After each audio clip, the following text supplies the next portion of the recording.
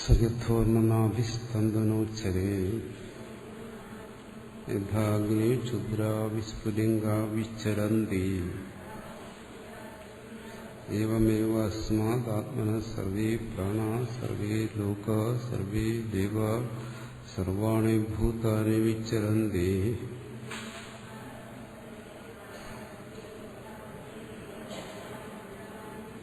തസ്യോപനിഷത് സത്യസ്യ സത്യമിതി പ്രാണാ Y സത്യം തേഷാമേഷ സത്യം.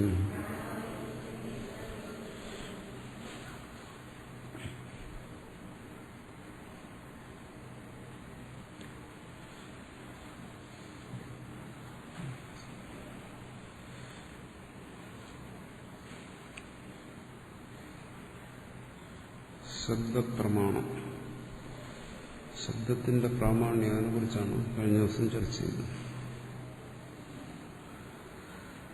ഇത് അദ്വൈതത്തിന്റെ അടിത്തറയാണ്. ശബ്ദപ്രാമാണ്യം, ശബ്ദപ്രാമാണ്യത്തെ അംഗീകരിച്ചില്ലെങ്കിൽ അദ്വൈതം എന്ന് പറയുന്ന ഒരു സിദ്ധാന്തത്തെ അംഗീകരിക്കാൻ കഴിയില്ല.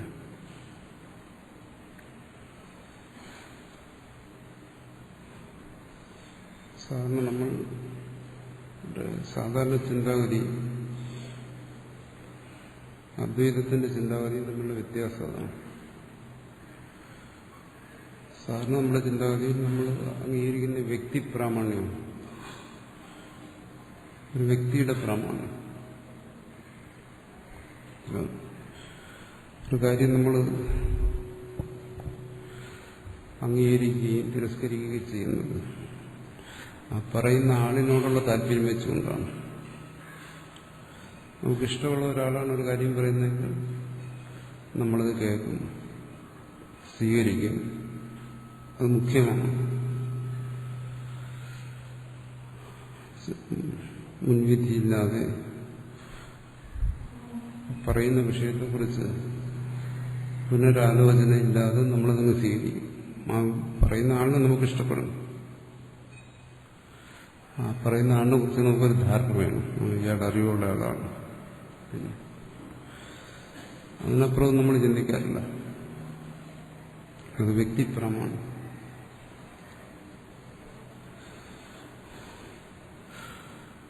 അദ്വൈതം അങ്ങനെയല്ല.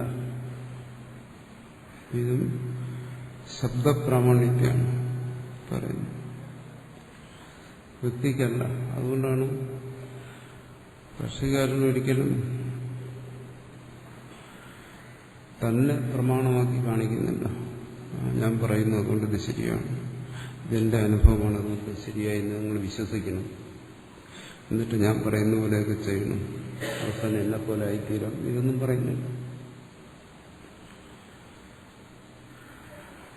മറിച്ച് ശബ്ദപ്രാമാണ്യത്തെ പറയും. ശബ്ദത്തിലൂടെ ഈ തത്വത്തെ നിങ്ങൾ ഗ്രഹിക്കണം, വ്യക്തിയെ നോക്കേണ്ട കാര്യമില്ല. അത് ഏത് വ്യക്തിയിൽ നിന്നാണ് ആ ശബ്ദം വന്നത് അത് നോക്കേണ്ട കാര്യമില്ല. അതിന്റെ പിന്നിലൊരു വ്യക്തിയില്ല. ശരി, അതുകൊണ്ടല്ലേ പറയുന്നു ശ്രുതി അനാദിയാണ്. നമുക്കറിയാം ഇതാരെങ്കിലും പറഞ്ഞതായിരിക്കും, പക്ഷെ അതിന് യാതൊരു പ്രാധാന്യവുമില്ല. ആര് പറഞ്ഞു, എന്ന് പറഞ്ഞു, അതിനെ പൂർണ്ണമായും അവഗണിച്ചിട്ടാണ് എന്താ പറയുന്നത്, ഇത് അനാദിയാണോ ശബ്ദം, ഒരാദിയില്ല. ഇങ്ങനെ ആദിയില്ലാതെ ഒരു വസ്തു ഉണ്ടാവും. കുലാലനില്ലാതെ മൺപാത്രം ഉണ്ടാകത്തില്ല. അപ്പോൾ ഉണ്ടാക്കാൻ ഒരാളെ വേണം. ശരി, അങ്ങനെയാണെങ്കിൽ ഈശ്വരന് ഇതെല്ലാം സൃഷ്ടിച്ച ഈശ്വരനല്ലേ, അതുകൊണ്ട് ഇത് ഈശ്വരന്റെ സൃഷ്ടിയെന്ന് സ്വീകരിച്ചപ്പോൾ എന്നാലും അവിടെ ഒരു വ്യക്തിയുടെ ആവശ്യമില്ല.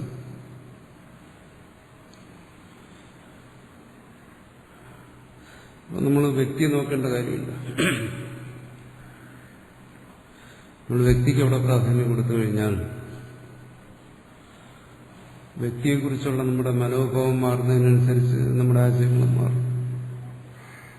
വ്യക്തി നല്ലതാണെങ്കിൽ പറഞ്ഞതെല്ലാം നല്ലത്, വ്യക്തി മോശമാണെങ്കിൽ പറഞ്ഞതെല്ലാം മോശം.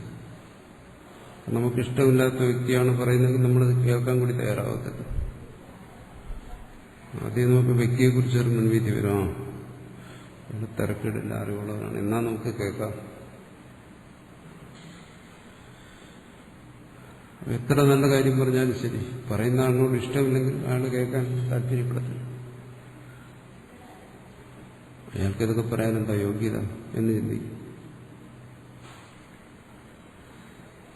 അതുകൊണ്ടിത്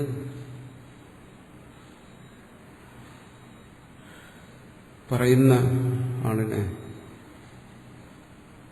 ശങ്കരാചാര്യരെ തന്നെ നിങ്ങൾക്ക് ഇഷ്ടമുണ്ടെങ്കിലും ഇഷ്ടമില്ലെങ്കിലും ഈ തത്വത്തിൽ നിങ്ങൾക്ക് സ്വീകരിക്കും. ആ വ്യക്തിയോട് നിങ്ങൾ വ്യക്തിപരമായി യോജിച്ചാലും വിയോജിച്ചാലും വ്യക്തിയോട് പ്രാധാന്യമില്ല. ഈ തത്വത്തെ നമുക്ക് സ്വീകരിക്കാം. എന്തുകൊണ്ട്? അവിടെ ശബ്ദത്തെയാണ് പ്രമാണമായി സ്വീകരിക്കുന്നത്, ശബ്ദപ്രാമാണ്യം. അദ്വൈതത്തെ സംബന്ധിച്ച് വിശേഷിച്ചും മനസ്സിലാക്കേണ്ട ഒരു കാര്യമാണ്. അത് ആ വ്യക്തിയെക്കുറിച്ചുള്ള ധാരണകൾ ഒരിക്കലും ഈ തത്വജ്ഞാനത്തെ സ്വാധീനിക്കാൻ പാടില്ല.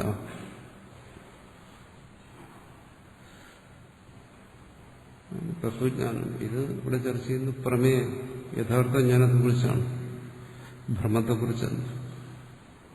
ഭ്രമാത്മകമായ കാര്യങ്ങൾ നമുക്ക് വ്യക്തിയെ ചിലപ്പോൾ സ്വീകരിക്കേണ്ടി വരും.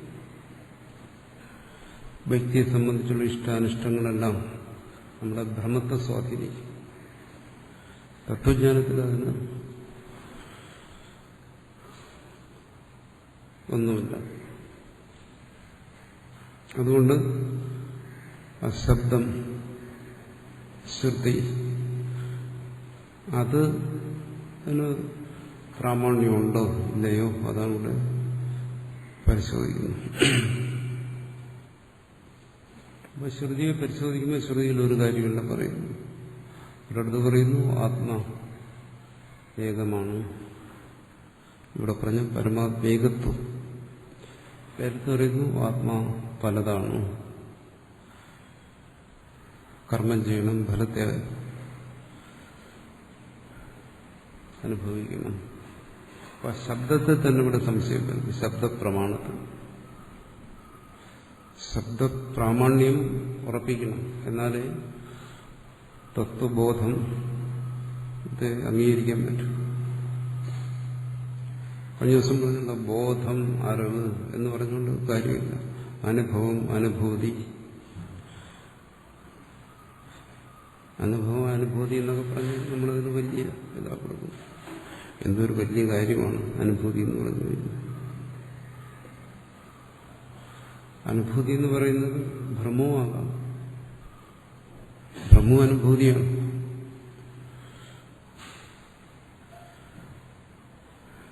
അതാണ് ഉദാഹരണം പറയുന്നത്. എന്താണ്? പിത്തം ബാധിച്ചവന് പഞ്ചസാര കഴിക്കും, അതവന്റെ അനുഭൂതിയാണ്. ഞാൻ അനുഭവിച്ചു, അതുകൊണ്ടിത് സത്യമാണ് എന്ന് പറഞ്ഞിട്ട് കാര്യമുണ്ടോ?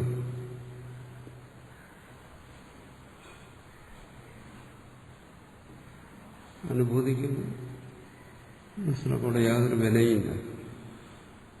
സ്വന്തം രസനേന്ദ്രിയം തന്നെയാണ് തനിക്ക് അങ്ങനെ ഒരു അനുഭവത്തെ ഉണ്ടാക്കിക്കുന്നത്. ഇത് കയ്പാണ്, മറ്റാരും പറഞ്ഞു തന്നതല്ല. വരുന്നു അനുഭവത്തിനാണ് പ്രാധാന്യം എന്ന് പറഞ്ഞു കഴിഞ്ഞാൽ ഈ അനുഭവത്തിനും പ്രാധാന്യം കൊടുക്കണ്ടേ? പഞ്ചസാര കയ്പെന്നുള്ള അനുഭവത്തിന് പ്രാധാന്യം കൊടുക്കണ്ടേ? അപ്പം നമ്മൾ അവസാന വാക്കായി സാധാരണ ധരിച്ചിരിക്കുന്ന അനുഭൂതിയാണ്. അനുഭൂതിയല്ല അവസാന വാക്ക്. കാരണം അനുഭൂതി ബ്രഹ്മമായി വരാം. അനുഭൂതിയിലിരിക്കുമ്പോൾ നമുക്കൊരിക്കലും ഇത് ഭ്രമമാണോ പ്രമേയാണോ എന്ന് തിരിച്ചറിയാനും പറ്റത്തില്ല.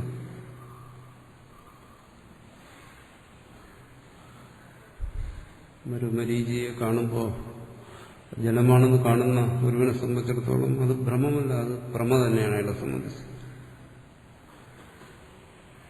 അനുഭവത്തെ വിശ്വസിക്കാൻ പറ്റില്ല എന്ന് പറയും.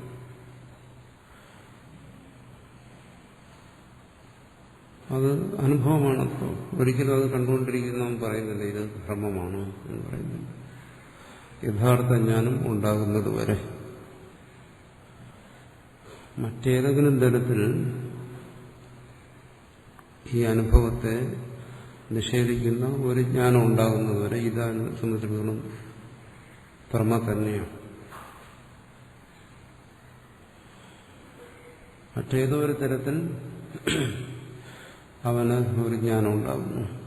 അത് മറ്റാരെങ്കിലും പറഞ്ഞിട്ടാകാം, അല്ലെങ്കിൽ ആ പ്രകൃതി അന്തരീക്ഷം മാറിയതുകൊണ്ടാകാം.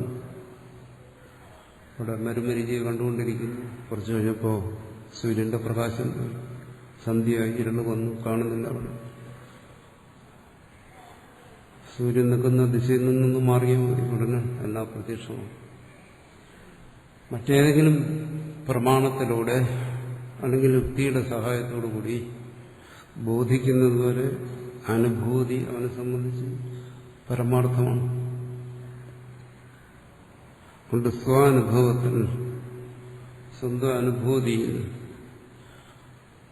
അങ്ങനെ വിശ്വസിക്കാൻ പാടില്ല. അതുകൊണ്ട് അനുഭവമാണ് അവസാനത്തത് എന്ന് കരുതുന്നു അബദ്ധമാണ്. എന്തുകൊണ്ട്? ഭ്രമവും അനുഭൂതിയാണ്, അനുഭവമാണ്, സംശയരഹിതമായ അനുഭവമാണ്.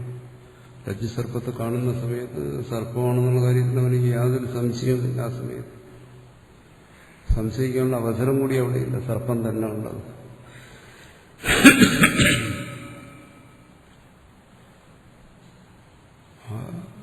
നിശ്ചിതമായ ബോധം അവിടെ ഉണ്ടായി, അനുഭവം ഉണ്ടായി, അനുഭൂതി ഉണ്ടായി. അതുകൊണ്ടാണ് ഭയന്നതും നിലവിളിച്ചതുമില്ല.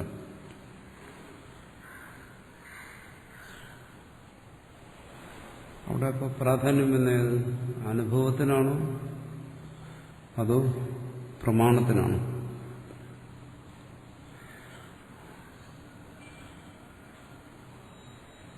ഇവിടെയുണ്ടായിരുന്നു പ്രമാണങ്ങൾ. കണ്ണുകൊണ്ടാകേണ്ടത് രജ്ജുവിലെ സത്യത്തെ മരുമരിജിയൊക്കെ കണ്ണുകൊണ്ടാകേണ്ടത്. അതേ കണ്ണ് തന്നെയാണ് പിന്നീട് രജ്ജുവിനെ കാണിച്ചത്. സർപ്പത്തെ കാണിച്ചു എന്ന് കണ്ണ് തന്നെ രജ്ജുവിനെ കാണിച്ചു. ഇവിടെ രണ്ടിടത്തും പ്രമാണമെന്നതാണ്. പക്ഷേ ആ സർപ്പത്തെ കാണുന്ന കണ്ണ് അത് മാറിയില്ലെങ്കിലും ആ കണ്ണിനെ പ്രമാണമെന്ന് സ്വീകരിക്കാൻ പറ്റത്തില്ല. എന്തുകൊണ്ട്? ആ കണ്ണ് അവിടെ ഭ്രമത്തെ ഉണ്ടാക്കിയത്. അതാണ് കഴിഞ്ഞ ദിവസം ചർച്ച ചെയ്തത്. അതേ കണ്ണ് തന്നെ ഇത് സർപ്പമാണോ എന്നുള്ള ബോധം ഉണ്ടാക്കുമ്പോൾ മാത്രമേ അത് പ്രമാണമാകുന്നുള്ളൂ. അതുവരെ അത് പ്രമാണമല്ല, വസ്തു ഒന്ന് തന്നെ. പക്ഷെ അത് പ്രമാണമോ അപ്രമാണമോ ആകുന്നു. അത് ഭ്രമത്തെയാണ് ഉണ്ടാക്കുകയാണെങ്കിൽ അത് പ്രമാണമല്ല. മറിച്ചത് യഥാർത്ഥ ജ്ഞാനത്തെയാണ് ഉണ്ടാക്കുന്നതെങ്കിൽ അത് പ്രമാണം തന്നെ. ഭ്രമത്തെ അനുഭവിച്ചുകൊണ്ടിരിക്കുമ്പോഴും നമ്മുടെ അനുഭവം അത് പ്രമേയെന്നാണ്. ഇനി രണ്ടാമത് പ്രമേയം അനുഭവിക്കുമ്പോഴും അനുഭവം പ്രമേയെന്നാണ്. ഇതെങ്ങനെ തീരുമാനിക്കും? ഇതിലേതാണ് പ്രമ? സർപ്പജ്ഞാനമാണോ പ്രമ, അതോ രജ്ജുജ്ഞാനമാണോ പ്രമ ഇതെങ്ങനെ തീരുമാനിക്കും? കാരണം രണ്ടും അനുഭവവേളയിൽ പ്രമേയാണ്, രണ്ടും അനുഭവമാണ്, അനുഭൂതിയാണ്, രണ്ടും അനുഭവിച്ചുകൊണ്ടിരിക്കുന്ന സമയത്ത് സത്യാനുഭവം. ഇതെങ്ങനെ തീരുമാനിക്കുന്നു? കാരണം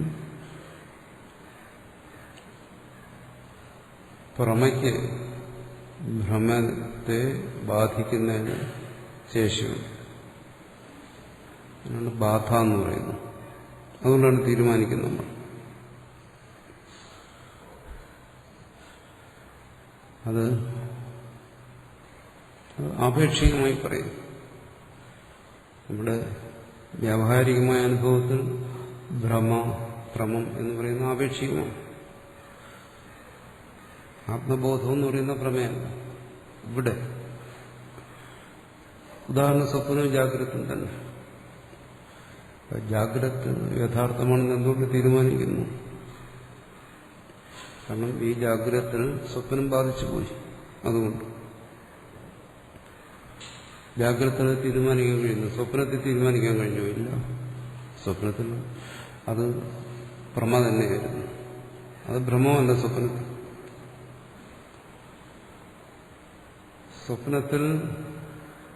സ്വപ്നം പ്രമേയപ്പെടുന്നു. സ്വപ്നം കാണുന്നതിനെ സംബന്ധിച്ച് അവിടെ യഥാർത്ഥമായി നടക്കുകയാണ്, യഥാർത്ഥ അനുഭവമാണ്. ജാഗ്രതത്തിൽ വന്നപ്പോൾ സ്വപ്നം ഭ്രമമായി.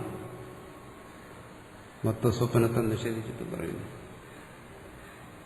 ഈ ജാഗ്രതത്തിൽ എന്തെങ്കിലും ആശയക്കുഴപ്പമുണ്ടായോ? സ്വപ്നമാണോ യഥാർത്ഥം, അതേ ജാഗ്രതയാണോ യഥാർത്ഥം? അങ്ങനെ ഒരു ആശയക്കുഴപ്പമില്ലല്ലോ. ഇവിടെ വ്യക്തമാണല്ലോ എന്താണോ? സ്വപ്നം ഭ്രമമായിരുന്നു, ജാഗ്രത വാസ്തവമായിരുന്നു.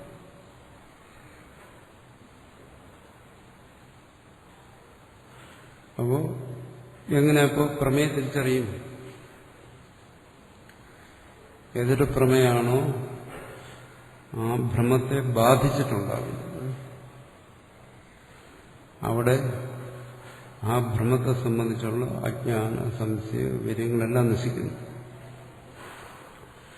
ഒരു സംശയമില്ല. ഉണർന്നിരിക്കുന്നവനെ സംബന്ധിച്ചിടത്തോളം സ്വപ്നം ഭ്രമമാണോ അല്ലയോ, വാസ്തവമാണോ അല്ലയോ, ഒരു സംശയമില്ല. സംശയരഹിതമായി ബോധിക്കുന്നു. സ്വപ്നം ഭ്രമം തന്നെയാണ്. അതിന് സംശയം ഉണ്ടാകാറുണ്ടോ? ഇല്ല. എന്തുകൊണ്ട്? ഈ ജാഗ്രത മൊത്തം ഒരു പ്രമേയം എടുക്കുക. സ്വപ്നത്തെ അപേക്ഷിച്ച് ജാഗ്രത മുഴുവനൊരു പ്രമേയമാണ്. ഈ സ്വപ്ന പ്രമേയ എന്ന് പറയാം. രണ്ടാമത് കണ്ടുകൊണ്ടിരുന്നപ്പോൾ പ്രമേയായിരുന്നല്ലോ, യഥാർത്ഥ അനുഭവമായിരുന്നല്ലോ. അതിനെ ഇത് ബാധിക്കുന്നു. അങ്ങനെയാണ് നമ്മൾ തീരുമാനിക്കുന്നത്. ഇന്നത് പ്രമ, ഇന്നത് അപ്രമ, ഇന്നത് യഥാർത്ഥ അനുഭവം, ഇന്നത് യഥാർത്ഥ അനുഭവം. അത് ഒന്ന് മറ്റൊന്നിനെ ബാധിക്കുന്നുണ്ട് തീരുമാനിക്കുന്നു.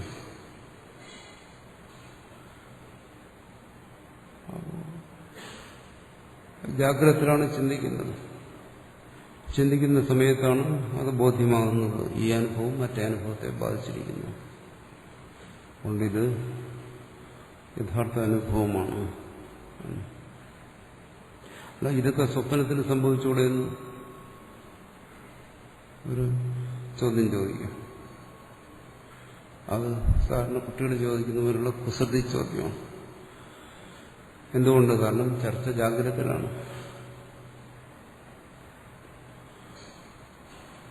നമ്മുടെ ചർച്ചയെല്ലാം ജാഗ്രതയിലാണ്. ഇത് സ്വപ്നമാണെന്ന് അറിഞ്ഞൊരു സംശയമുണ്ടോ? ഇല്ല. അപ്പോൾ ജാഗ്രതയിൽ ചോദിക്കേണ്ട ചോദ്യങ്ങൾ ഇവിടെ ചോദിക്കുക, സ്വപ്നത്തിൽ ചോദിക്കേണ്ട ചോദ്യങ്ങൾ അവിടെ ചോദിക്കുക. ജാഗ്രത ചോദിക്കേണ്ട സ്വപ്നത്തിൽ ചോദിക്കേണ്ട ഇവിടെ ചോദിച്ചാൽ ശരിയോ? ഇല്ല. ജാഗ്രതയെ സംബന്ധിച്ചിടത്തോളം സംശയമില്ല. ഇത് സ്വപ്നത്തെ അപേക്ഷിച്ച് ഇത് വാസ്തവമാണ്. എന്തുകൊണ്ട്? അത് ഭ്രമത്തെ ബാധിച്ചിരിക്കുന്നു. എല്ലായിടത്തും ഭ്രമം യഥാർത്ഥം എന്ന് പറയുന്ന ഈ അനുഭവം കൊണ്ടുള്ള എല്ലായിടത്തും ഇതാണ് സ്ഥിതി. ഭ്രമത്തെ ബാധിച്ചുകൊണ്ട് യഥാർത്ഥ അനുഭവം ഉണ്ടാകുന്നു. അനുഭവത്തിൽ അയാൾക്ക് ഇത് യഥാർത്ഥമാണോ അതോ ഭ്രമമാണോ എന്നുള്ള സംശയം ഉണ്ടാകുന്നില്ല.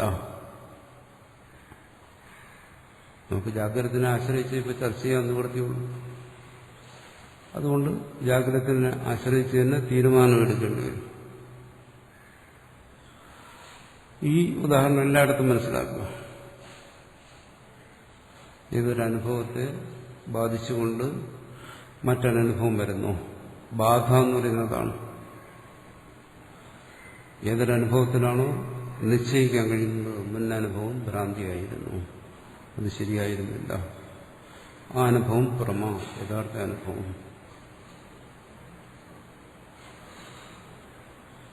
ശരി, ഇനി ഈ യഥാർത്ഥ അനുഭവത്തിനെ സ്വപ്നത്തിന് ബാധിക്കാൻ കഴിയുമോ? ഇല്ല.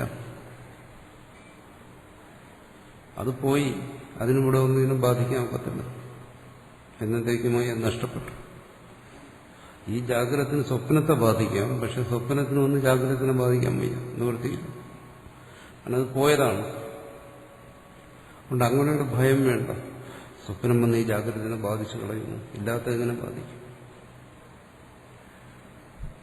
രജ്ജുജ്ഞാനം വന്നിട്ട് അത് ഉണ്ടായി, ഇത് രജ്ജുവാണെന്നറിയും. ഇനി എന്താ സർപ്പം ജ്ഞാനം വന്ന് ഇതിനെ ബാധിക്കും? തിരിച്ച് സംഭവിക്കില്ല. എന്തുകൊണ്ടാണ്? നശിച്ചുപോയി. നശിച്ചതിനെ ബാധിക്കും, തിരിച്ച് സംഭവിക്കില്ല. പക്ഷെ ഭ്രമത്തെ ബാധിച്ചു കഴിഞ്ഞു. അങ്ങനെ സംഭവിക്കുന്നുണ്ട്. അതുകൊണ്ട്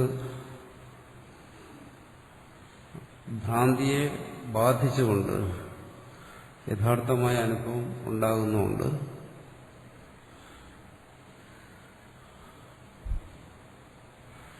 യഥാർത്ഥ അനുഭവത്തിൽ ഭ്രാന്തി ഉണ്ടാകുന്നില്ല. നമ്മുടെ അനുഭവം തന്നെ ഇത് സ്വപ്നമാണെന്ന് ആരും ഭ്രമിക്കാറില്ല, സംശയിക്കാറില്ല, ധരിക്കാറില്ല. അങ്ങനെ ഇനി ആർക്കെങ്കിലും ഉണ്ടാകുന്നത് അയാളുടെ ബുദ്ധി ഇത്തരം ഒരു ചർച്ചയ്ക്ക് പറ്റിയതല്ല. അതിനെന്തെങ്കിലും മരുന്ന് കൊടുക്കേണ്ടി വരും. അത് നോർമലല്ല. ഇത് നോർമലായ ആൾക്കാർക്ക് വേണ്ടിയിട്ടാണ് ഈ ചർച്ച. മറ്റുള്ളവർ കൂടെ കൊണ്ടിരുത്തി കഴിഞ്ഞാൽ ശരിയാവില്ല. അവർക്ക് വേണ്ടിയിട്ടല്ല. അവർക്ക് മറ്റെന്തെങ്കിലും ഉപായങ്ങൾ നോക്കണം. അതുകൊണ്ട് ഭ്രമം എന്ത്, പ്രമ എന്ത് എന്ന് നമുക്ക് നിശ്ചയിക്കാൻ കഴിയും. ഇനി ശ്രുതിയിലേക്ക് പോകാം. ശ്രുതിയിൽ ഏതാണ് പ്രമാത്മകമായ ജ്ഞാനം? അത് ഇവിടെ പറയുന്നു ഉപനിഷത്ത് ജ്ഞാനം. അതാണ് പ്രമ. ആ ഉപനിഷത്ത് ജ്ഞാനത്തിൽ നിന്നാണ് ഒരുവന് തന്നെ കുറിച്ചുള്ള ബോധം ഉണ്ടാകുന്നത്. ഉപനിഷത്ത് ജ്ഞാനത്തിൽ നിന്ന് വെച്ചാൽ ഉപനിഷത്ത് വാക്യങ്ങളിൽ നിന്ന്. ഉപനിഷത്ത് വാക്യങ്ങളിൽ നിന്ന് തന്നെ കുറിച്ച് ബോധം ഉണ്ടാകും. ആത്മബോധം അതിൽ നിന്നുണ്ടാകണം എന്ന്.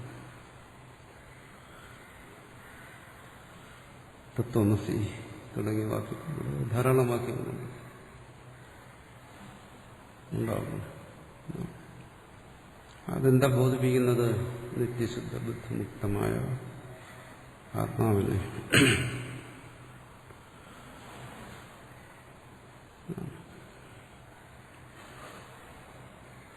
പറഞ്ഞു. അങ്ങനെ വരുമ്പോൾ അതിന് ദോഷം പലതും പറഞ്ഞു.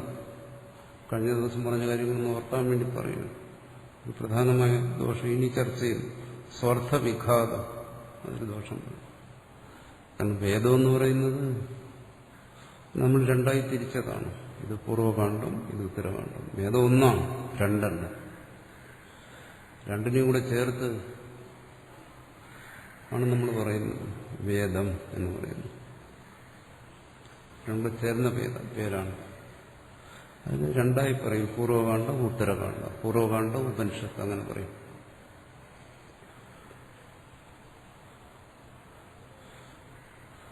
ഉപനിഷത്ത് എന്ന് പറഞ്ഞാൽ വേദം തന്നെ. വേദം എന്ന് പറഞ്ഞാൽ അതിൽ ഉപനിഷത്ത് അന്തർഭവിച്ചിരിക്കുന്നു. വേദോപനിഷത്ത് എന്ന് പറഞ്ഞാൽ വിവരക്കേട്. എന്തുകൊണ്ട്? ഉപനിഷത്ത് വേദം തന്നെ, ശ്രുതി തന്നെ. പക്ഷെ ഉപനിഷത്ത് എന്ന് പറഞ്ഞാൽ വേദത്തിന്റെ ഒരു ഭാഗമേ ആകുന്നു. മറുഭാഗത്തിൽ എന്താ പറയുന്നത്? പറഞ്ഞു സൃഷ്ടി ഭേദം, ജീവഭേദം പറയുന്നു. അവിടെ കർമ്മം, സ്വർഗം, കർത്താവ്, ഭോക്താവ് ഇതെല്ലാം പറയുന്നു. ഇവിടെ നിത്യശുദ്ധ ബുദ്ധമുക്തം. ഇപ്പൊ സ്വാർത്ഥ വിഘാതം വരുന്നു. വേദം ഒരു ഭാഗത്ത് എന്താണോ പറഞ്ഞത് അതിന് വിരുദ്ധമായി പറയുന്നു വേറൊരു ഭാഗത്ത്. ഈ ഒരു ദോഷം വരുമല്ലോ. അതുകൊണ്ട് ഇതിനെ എങ്ങനെ പ്രമാണമായി സ്വീകരിക്കാൻ കഴിയും? അത് പ്രമാണമാകണം, എന്നാലേ പ്രമേയം ഉണ്ടാകത്തുള്ളൂ. ഇനി പ്രമാണമായി സ്വീകരിക്കുകയാണെങ്കിൽ കർമ്മകാണ്ഡത്തെ സ്വീകരിക്കാം. വേറെയും ദോഷമുണ്ട്. വേദം പറയുന്നത് എന്താണ്? ഉപനിഷത്ത് പറയുന്നത് എന്താണ്? ഇവിടെ ഉപനിഷത്തിന് മുഖ്യമായി എടുത്തിട്ടാണ്. ഭേദമില്ല, നിത്യശുദ്ധ ബുദ്ധമുക്ത സ്വഭാവമാണ്. പക്ഷെ നമ്മുടെ അനുഭവം അങ്ങനെയല്ല. സുഖിയാണ്, ദുഃഖിയാണ്, സംസാരിയാണ്, കർത്താവാണ്, ഭോക്താവാണ്, ഇതെല്ലാം വേദം നിഷേധിക്കുന്നു. പ്രത്യക്ഷ അനുഭവത്തിന് വിരുദ്ധമായ കാര്യങ്ങൾ പറയുന്നത് കൊണ്ടും ഇത് പ്രമാണം ഇല്ല, ഇത് പ്രാമാണ്യമല്ല എന്ന് പറയുന്നു. അവിടെയാണ് ഭാഷ്യകാരൻ പറഞ്ഞു നിർത്തിയത്. എന്താണ് ഈ പ്രമാണം നമ്മൾ പറയുന്നത്? ഏതൊന്നിൽ നിന്നാണോ ശരിയായ അനുഭവം ഉണ്ടാകുന്നത് അതിനെ പ്രമാണമായി സ്വീകരിക്കും. എപ്പോൾ അതുണ്ടാകുന്നു? വേദമായാലും ശരി, ഇന്ദ്രിയങ്ങളായാലും ശരി, മനസ്സായാലും ശരി, ഏതായാലും ഒന്നിൽ നിന്ന് ശരിയായ അനുഭവം ഉണ്ടായാൽ അതിനെ പ്രമാണമായി സ്വീകരിക്കും. ഇതാണ് പ്രമ ഉത്പാദന അനുത്പാദനം.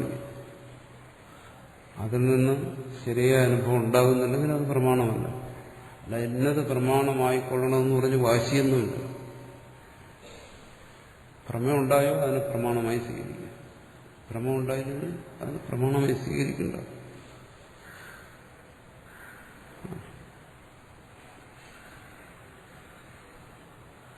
അപ്പൊ അത് ഒരു ഉദാഹരണം പറഞ്ഞാണ്. ഇപ്പൊ ശബ്ദം നമ്മൾ കണ്ടിട്ട് പറയുന്നത് ഇത് ശബ്ദമാണ്, ഇത് നിറമാണ്, ഇത് രസമാണ്, ഇത് ഗന്ധമാണ്. ഇങ്ങനെ ഓരോന്നിനെയും തിരിച്ചറിയുന്നു. ശബ്ദസ്പർശ രൂപരസഗന്ധങ്ങൾ എന്തുകൊണ്ടറിയുന്നു? ഓരോ ഇന്ദ്രിയങ്ങളെ കൊണ്ടറിയുന്നു. നിറത്തെ അറിയുന്ന കണ്ണ്. അപ്പോൾ ആ നിറം എന്ന് പറയുന്ന പ്രമേയത്തിന്, പ്രമേയം എന്ന് വെച്ചാൽ പ്രമയ്ക്ക് വിഷയം, പ്രമാണമായിരിക്കുന്നു കണ്ണ്, പ്രശ്നമുണ്ട്. ശബ്ദം എന്ന് പറയുന്ന പ്രമേയം എന്ന് വെച്ചാൽ പ്രമയ്ക്ക് വിഷയം, അതിന് പ്രമാണമായിരിക്കുന്നു ചെവി, ശ്രവണേന്ദ്രിയം എന്ന് പറയും. അപ്പോൾ ശ്രവണേന്ദ്രിയം, ആ ശ്രവണേന്ദ്രിയത്തിൽ നിന്നും ശബ്ദപ്രമേയം ഉണ്ടാകുന്നു. ശബ്ദപ്രമേയം എന്താണ്? ശബ്ദം കേൾക്കുമ്പോൾ ഇത് ശബ്ദം എന്നുള്ള ബോധം ഉണ്ടാകും. അതാണ് ശബ്ദപ്രമേയം. ആ എന്നുള്ള ശബ്ദം കേട്ടുകഴിഞ്ഞാൽ എന്ത് ബോധം ഉണ്ടായത്? ആ എന്ന് തന്നെ. ആ എന്നൊരാൾ ഉച്ചരിച്ചപ്പോ, ഒരു ശബ്ദം പുറപ്പെടുവിച്ചപ്പോ ആ എന്നുള്ള ബോധമുണ്ടായി. ഈ ബോധത്തിന് പറയുന്നത് ശബ്ദപ്രമ. ശബ്ദം ഉച്ചരിച്ച ആണ് നമ്മൾ പറയുന്നത് വക്താവ്. വക്താവിൽ നിന്ന് അങ്ങനെ ഒരു ശബ്ദം പുറപ്പെട്ടു, അല്ലെങ്കിൽ ശ്രുതി എന്ന് പറയാം. ശ്രോതാവിന്റെ ഉള്ളിൽ എന്ത് ബോധമുണ്ടായി? ആ എന്നൊരു ബോധമുണ്ടായി. അവിടെ ഈ നോവൂന്നോ ആണോ ഉണ്ടാകുന്നതല്ല. എങ്ങനെയാണോ ആ ശബ്ദം പുറപ്പെട്ടത് വക്താവിൽ നിന്ന്, ശ്രോതാവിൽ ആ ശബ്ദം ഉണ്ടായി. ഇവിടെ പറയുന്ന അർത്ഥത്തെക്കുറിച്ചല്ല, അർത്ഥത്തിലേക്ക് പോലും ഈ പറയുന്ന മനസ്സിലാകുന്നു. അതിന് പറയുന്നു ശബ്ദപ്രമ. ശ്രോതാവിൽ ആ എന്നുള്ള ശബ്ദം ഉണ്ടായി. ഈ എന്ന് പറഞ്ഞാൽ ഈ എന്നുണ്ടാവും, ഊ എന്ന് പറഞ്ഞാൽ ഊ എന്നുണ്ടാവും. ഇങ്ങനെ ശബ്ദപ്രമ, ആ ബോധം ഉള്ളിലുണ്ടായത്. ആ എന്നൊരാ ഞാൻ പറഞ്ഞപ്പോ കേൾക്കുന്നവരുവിന് ഈ എന്നാണ് കേട്ടതെങ്കിൽ അത് ഭ്രമം. എന്തെങ്കിലും കാരണവശാൽ അങ്ങനെയാണ് തോന്നിയത്, അത് ഭ്രമം. അങ്ങനെയല്ല, ആ എന്ന് വക്താവ് പറഞ്ഞപ്പോൾ ശ്രോതാവിന്റെ ഉള്ളിൽ ആ എന്നൊരു ജ്ഞാനം ഉണ്ടെങ്കിൽ അത് ഭ്രമം. ആ ബോധത്തെ എന്ത് പറയും? പ്രമ എന്ന് പറയും. എന്ത് പ്രമ? ശബ്ദപ്രമ. ആ പ്രമയ്ക്ക് കാരണം എന്താ? ശ്രവണേന്ദ്രിയം. അവിടെ ആ ശ്രവണേന്ദ്രിയത്തിൽ നിന്നേ ആ ബോധം ഉണ്ടാവും. ശബ്ദം കേട്ടിട്ട് മറ്റൊന്നിൽ നിന്നും അതുണ്ടാകത്തില്ല. എന്താ? കണ്ണുകൊണ്ട് അങ്ങനെ ബോധം ഉണ്ടാവും, മൂക്കുകൊണ്ട് ബോധം ഉണ്ടാവും, ചക്ഷേന്ദ്രിയം കൊണ്ടോ നാസ ഇന്ദ്രിയം കൊണ്ടോ വാഗ് ഇന്ദ്രിയം കൊണ്ടോ അങ്ങനെ ഒരു ബോധം ഉണ്ടാവില്ല. അതിന് ഒരു സാധനമേ ഉള്ളൂ, ശ്രവണേന്ദ്രിയം. ഇപ്പൊ ശബ്ദം എന്ന് പറയുന്ന പ്രമേയത്തിന്, പ്രമേയുടെ വിഷയത്തിന് ശ്രവണേന്ദ്രിയം എങ്ങനെയാണോ പ്രമാണമാകുന്നത് പോലെ അതുപോലെ തൂണാകത്തില്ലെന്നാണ് പറഞ്ഞത് കഴിഞ്ഞ ദിവസം. പ്രാമാണ്യപ്രസംഗ അന്യഥാജി സ്തംഭാദീനാം പ്രാമാണ്യപ്രസംഗ ശബ്ദാതു പ്രമേയ.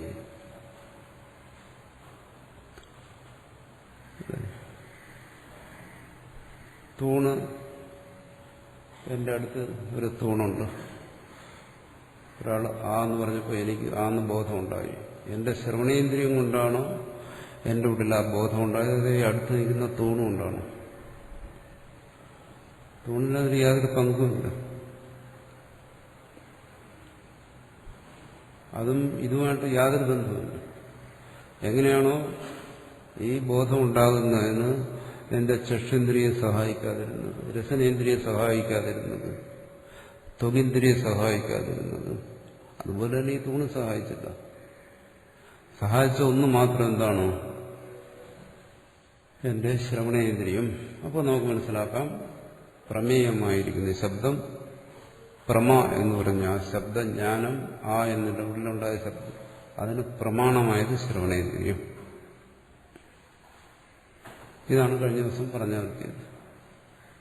എന്താണ് പ്രമാണം, എന്താണ് പ്രമ, എന്താണ് പ്രമേയം. ഇതൊരു ഉദാഹരണം. ഇത് വെച്ചുകൊണ്ട് മനസ്സിലാക്കുന്നത് സർവത്ര പ്രമ, യഥാർത്ഥമായ അനുഭവത്തിന് പിന്നിൽ ഒരു പ്രമാണം ഉണ്ടായിരിക്കും. ഇനി അടുത്തതാണ് ശബ്ദപ്രമാണത്തെക്കുറിച്ച് പറയുന്നത്. അതുപോലെ ഒരു പ്രമാണമാണ് ശബ്ദം എന്ന് പറയുന്നത്. എങ്ങനെയാണോ ശബ്ദത്തിന് ഇന്ദ്രിയം പ്രമാണമായത്, അതുപോലെ അർത്ഥബോധത്തിന് ശബ്ദം പ്രമാണമാണ്. അതാണ് നമ്മളിവിടുത്തെ വിഷയം.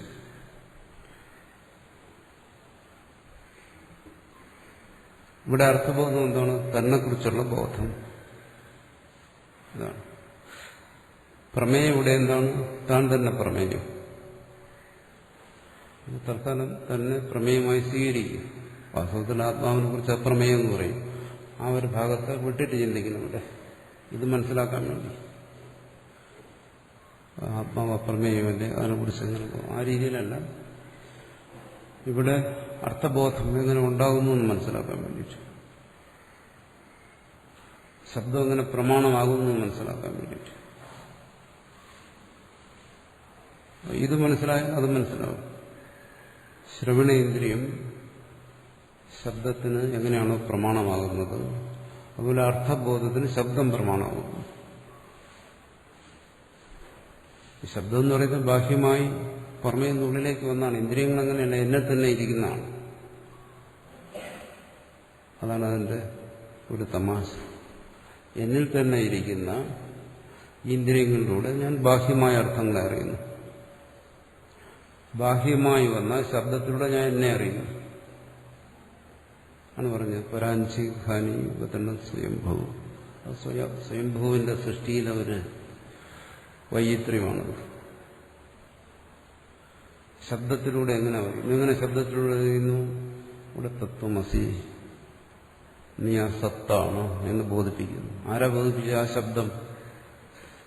കാരണം ആ ശബ്ദത്തിൽ നിന്നാണ് ആ അർത്ഥത്തെ താൻ ഗ്രഹിച്ചത്. തത്വമസി എന്ന് പറയുന്ന ശബ്ദം കേട്ടപ്പോ ഇവിടെ ശ്രവണേന്ദ്രിയം എന്താ ചെയ്തത്? തത്വമസി എന്ന് പറയുന്ന ശബ്ദത്തെക്കുറിച്ചുള്ള ബോധത്തെ ഉണ്ടാക്കിവിടെ.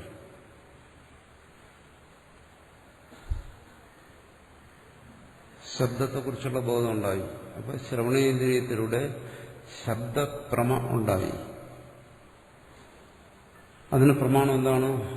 ശ്രവണേന്ദ്രിയം അല്ലെങ്കിൽ മനസ്സെന്നോ അല്ലെങ്കിൽ മനസ്സ് ശ്രവണയിലൂടെ ചേർന്നെന്നോ എല്ലാം പറയാം. അത് പിന്നെ വേറൊരു വിഷയമാണ്. അവിടെ ശബ്ദപ്രമേയുണ്ടായി. ഇനി ആ ശബ്ദം അത് ഇപ്പൊ പ്രമേയമായി, പ്രമയ്ക്ക് വിഷയമായി. അതേ ശബ്ദം തന്നെ ഇനി പ്രമാണമാകുന്നു. ഇന്ദ്രിയത്തെ പോലെ, ശ്രവണേന്ദ്രിയത്തെ പോലെ അതൊരു പ്രമാണമാണ്. എന്തുകൊണ്ട്? ആ ശബ്ദം ഒരു പ്രമേയം ഉള്ളിലുണ്ടാക്കുന്നു.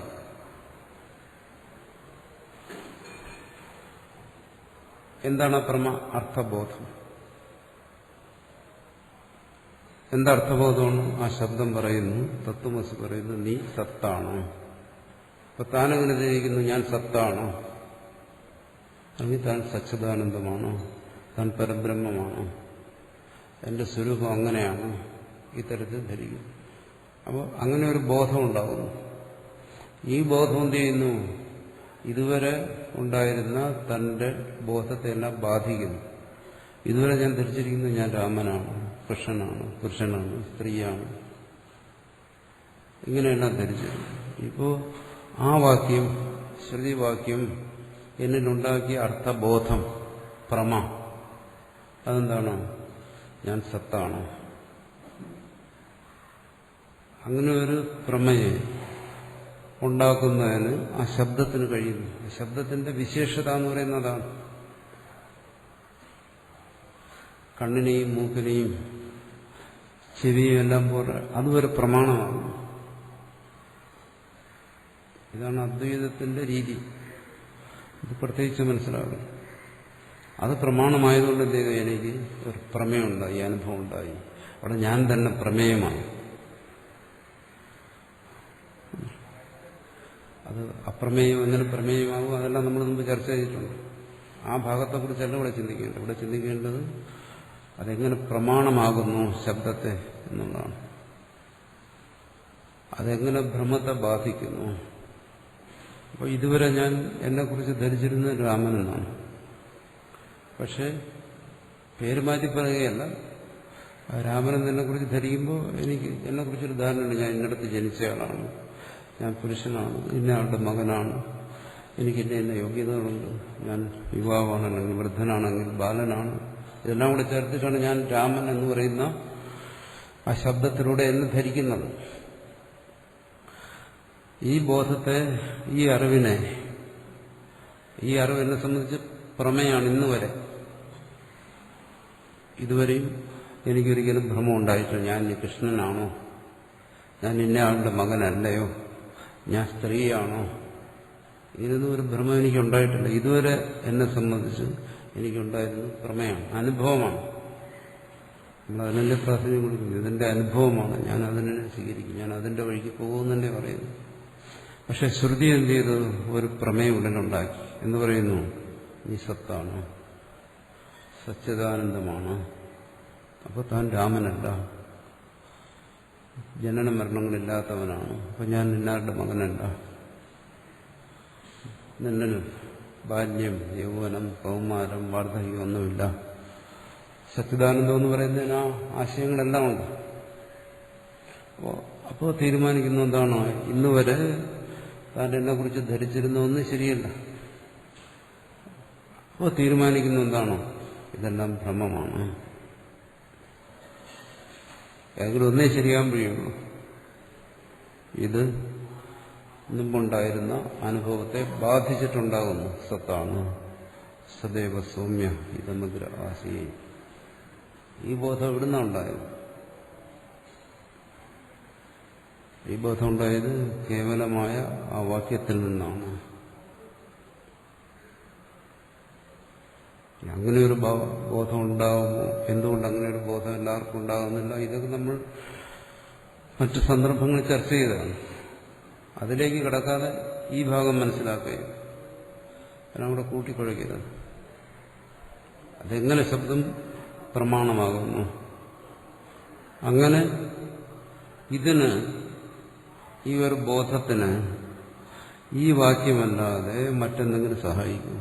സ്തംഭം സഹായിക്കും, മറ്റൊന്നും സഹായിക്കത്തില്ല. ഈ ഒരു വാക്യമല്ലാതെ മറ്റൊന്നും ഇത്തരം ഒരു ബോധത്തിന് സഹായിക്കത്തില്ല എന്നുള്ളതാണ്. ഈ ഈ യഥാർത്ഥമായ അനുഭവത്തിന് ഇത് കൂടിയേ തീരും. അതാണ് അദ്വൈതിയുടെ നിലപാട്. ആ വാക്യം അതിനെ ശ്രുതി എന്ന് പറയുന്നു, അല്ലെങ്കിൽ ഗുരു ഉപദേശിച്ചതെന്ന് പറയുന്നു, അല്ലെങ്കിൽ ആകാശത്തു നിന്ന് കേട്ടെന്ന് പറയുന്നു. എങ്ങനെ ആയിക്കൊള്ളട്ടെ, അല്ലെങ്കിൽ എന്റെ തന്നെ ഉള്ളിൽ തനിയെ ഉയർന്നു വന്ന ഒരു വാക്യമാണ്, എങ്ങനെയാകാം? ചിലർ അങ്ങനെ പറയും, സ്വപ്നത്തിൽ കേട്ടതാണ്. ആയിക്കോട്ടെ, വിരോധമില്ല. ചിലർ പറയുന്നു ഏതോ ഭൂതമോ പ്രേതമോ പിശാചോ യക്ഷിയോ മറ്റോ പറഞ്ഞ് ഞാൻ കേട്ടതാണ്, അങ്ങനെയാകാം. ആകാശത്ത് നിന്ന് കേട്ടു, അങ്ങനെയായാലും വിരോധമില്ല.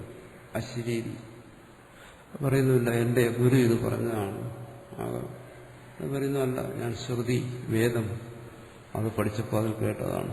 ഈ പറയുന്നു അതുമല്ല, ഞാനൊരു പുസ്തകം വായിച്ചപ്പോൾ അതിൽ കേട്ടതാണ്. എവിടെ നിന്നായാലും ശരി, ഈ ശബ്ദം ആണ് ഇങ്ങനെ ഒരു അനുഭവത്തെ ഉണ്ടാക്കിയത്. അതുകൊണ്ട് ആ ശബ്ദം പ്രമാണമാണ്. അതാണ് അന്യതാച സ്തംഭാദീനാം പ്രമാണ്യ പ്രസംഗ ശബ്ദാതു പ്രമേയേ. അതാണ് കഴിഞ്ഞ ദിവസം നമ്മൾ ചർച്ച ചെയ്തത്. ഇത് വളരെ പ്രധാനപ്പെട്ട ഒരു വിഷയമാണ് അദ്വൈതത്തെ സംബന്ധിച്ച്. അദ്വൈതത്തിന്റെ അസ്ഥിവാരം ഇതാണ്, അടിസ്ഥാനം ഇതാണ്. ഇതിലൂടെ മനസ്സിലാക്കിയാലേ ശങ്കരാചാര്യർ പറയുന്ന അദ്വൈതം മനസ്സിലാകത്തുള്ളൂ. എന്താണ് ആ പറയുന്നതിന്റെ താല്പര്യം? ഇനി ആ വിഷയത്തെക്കുറിച്ചാണ് ചർച്ച ചെയ്യുന്നത്. അതിനകത്ത് ചോദ്യങ്ങളും സമാധാനങ്ങളും വരാം. ഞാനതിന്റെ സാരമായ കാര്യം കൂടെ പറഞ്ഞതേ ഉള്ളൂ. എങ്ങനെയാണ് ശബ്ദം പ്രമാണമാകുന്നത്? കിഞ്ചതഃ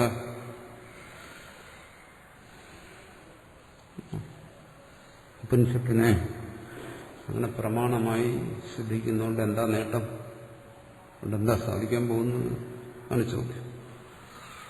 ഉപനിഷത്ത് മാനത്വ ഉപയുക്തം വാക്യം സിദ്ധാതുകൊണ്ട് എന്താ നീ സാധിക്കുന്നത് പറയുന്നു. യതി തവത് ഉപനിഷത്തോ ബ്രഹ്മ്യം ഏകത്വ പ്രതിപത്തി പ്രമാം കുർവന്തി കഥം അപ്രമാണം ഭവേയു. പറയുന്നു, തത്വമസി എന്നുള്ള വാക്യം കേട്ടുകഴിഞ്ഞപ്പോൾ നിനക്ക് മനസ്സിലായോ എന്താണ് ആ വാക്യം പറയുന്നത്, ബോധിപ്പിക്കുന്നത്? നീ സത്താണെന്ന് അങ്ങനെയൊരു ബോധം ഉണ്ടായോ? വേറെ എന്തെങ്കിലുമാണോ അത് പറഞ്ഞത്? നീ ആനയാണെന്നാണോ പറഞ്ഞത്, കുതിരയാണെന്നാണോ പറഞ്ഞത്? അങ്ങനെയൊന്നുമല്ലല്ലോ പറഞ്ഞത്. തത്വമസി എന്ന് കേട്ടുകഴിഞ്ഞപ്പോൾ നിനക്കുണ്ടായ ബോധം എന്താണ്? സത്താണ്. അതിന് നിനക്കൊരു ബോധമുണ്ടായോ? യഥാർത്ഥമായ ബോധം. അതുവരെ നിനക്കുണ്ടായിരുന്ന ബോധങ്ങളെ അത് നിരാകരിച്ചോ? രാമൻ കൃഷ്ണൻ എന്നൊക്കെയുള്ള ബോധത്തെ. അങ്ങനെയൊരു ബോധം നീ അംഗീകരിക്കുന്നുണ്ടെങ്കിൽ നീ പറയണം, അത് കേട്ടപ്പോൾ എനിക്കൊരു ബോധം ഉണ്ടായില്ല. എന്നാ ശരി, എന്തുകൊണ്ട് ആ ബോധം ഉണ്ടായില്ല എന്നുള്ള കാരണം അന്വേഷിക്കും.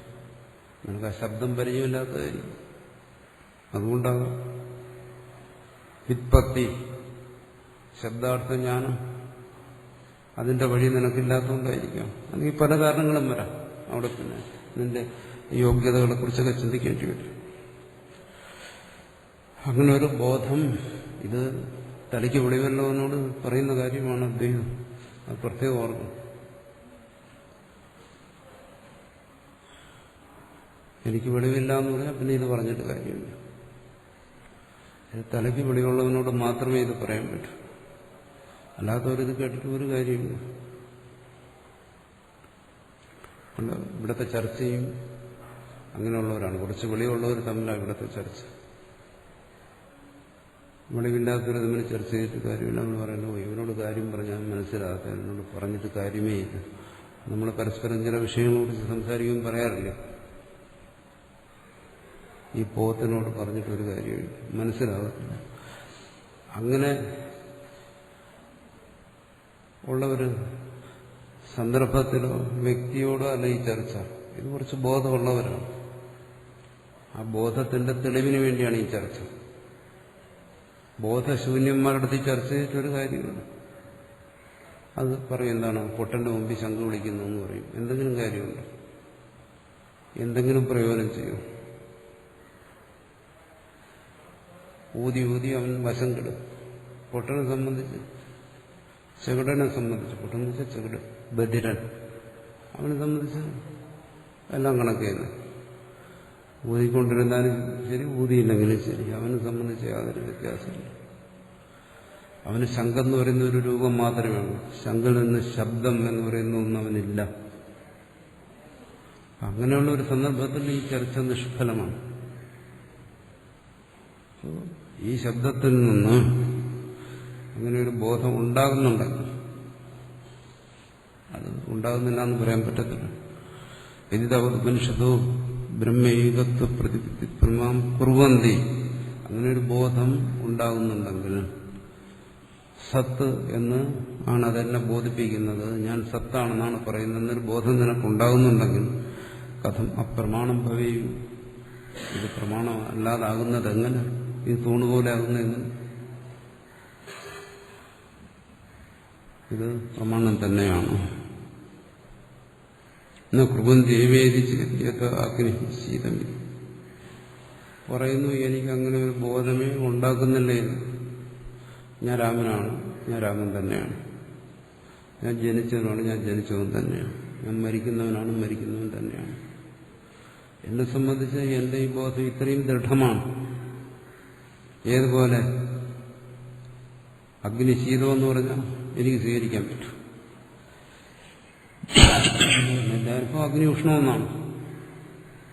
അഗ്നി ഉഷ്ണമെന്ന് അനുഭവിക്കുന്നവനോട് അഗ്നി ശീതം എന്ന് പറഞ്ഞാൽ അങ്ങനെ നിങ്ങൾ പറയുന്ന കേട്ടിട്ട് എനിക്ക് അതുപോലെ തോന്നുന്നു. എന്നിൽ ഇത് പ്രമേയം ഉണ്ടാക്കുന്നില്ല. ശരി, അപ്പോൾ എന്തോ ഒരു തകരാറുണ്ട്. ആ തകരാറെന്താണെന്ന് പരിശോധിക്കും. ഇത്തിരി സ്പഷ്ടമായിട്ടും പറഞ്ഞു, തത്വമസി, നീ ആ സത്താണ്.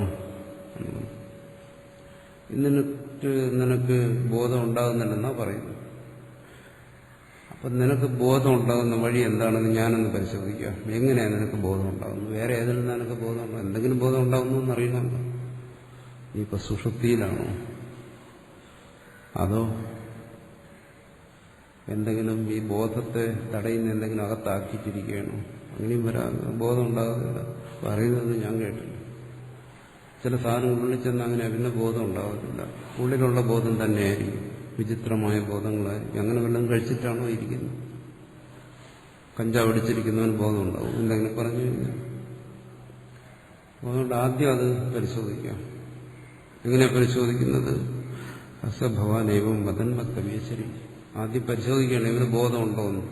ബോധമുള്ളവന്റെ അടുത്താണെങ്കിൽ ഇനി പറഞ്ഞിട്ട് കാര്യമുള്ളൂ. അല്ലാത്തവനോട് സംസാരിച്ചെന്തിനാ ആരോഗ്യം നഷ്ടപ്പെടുത്തുന്നത്?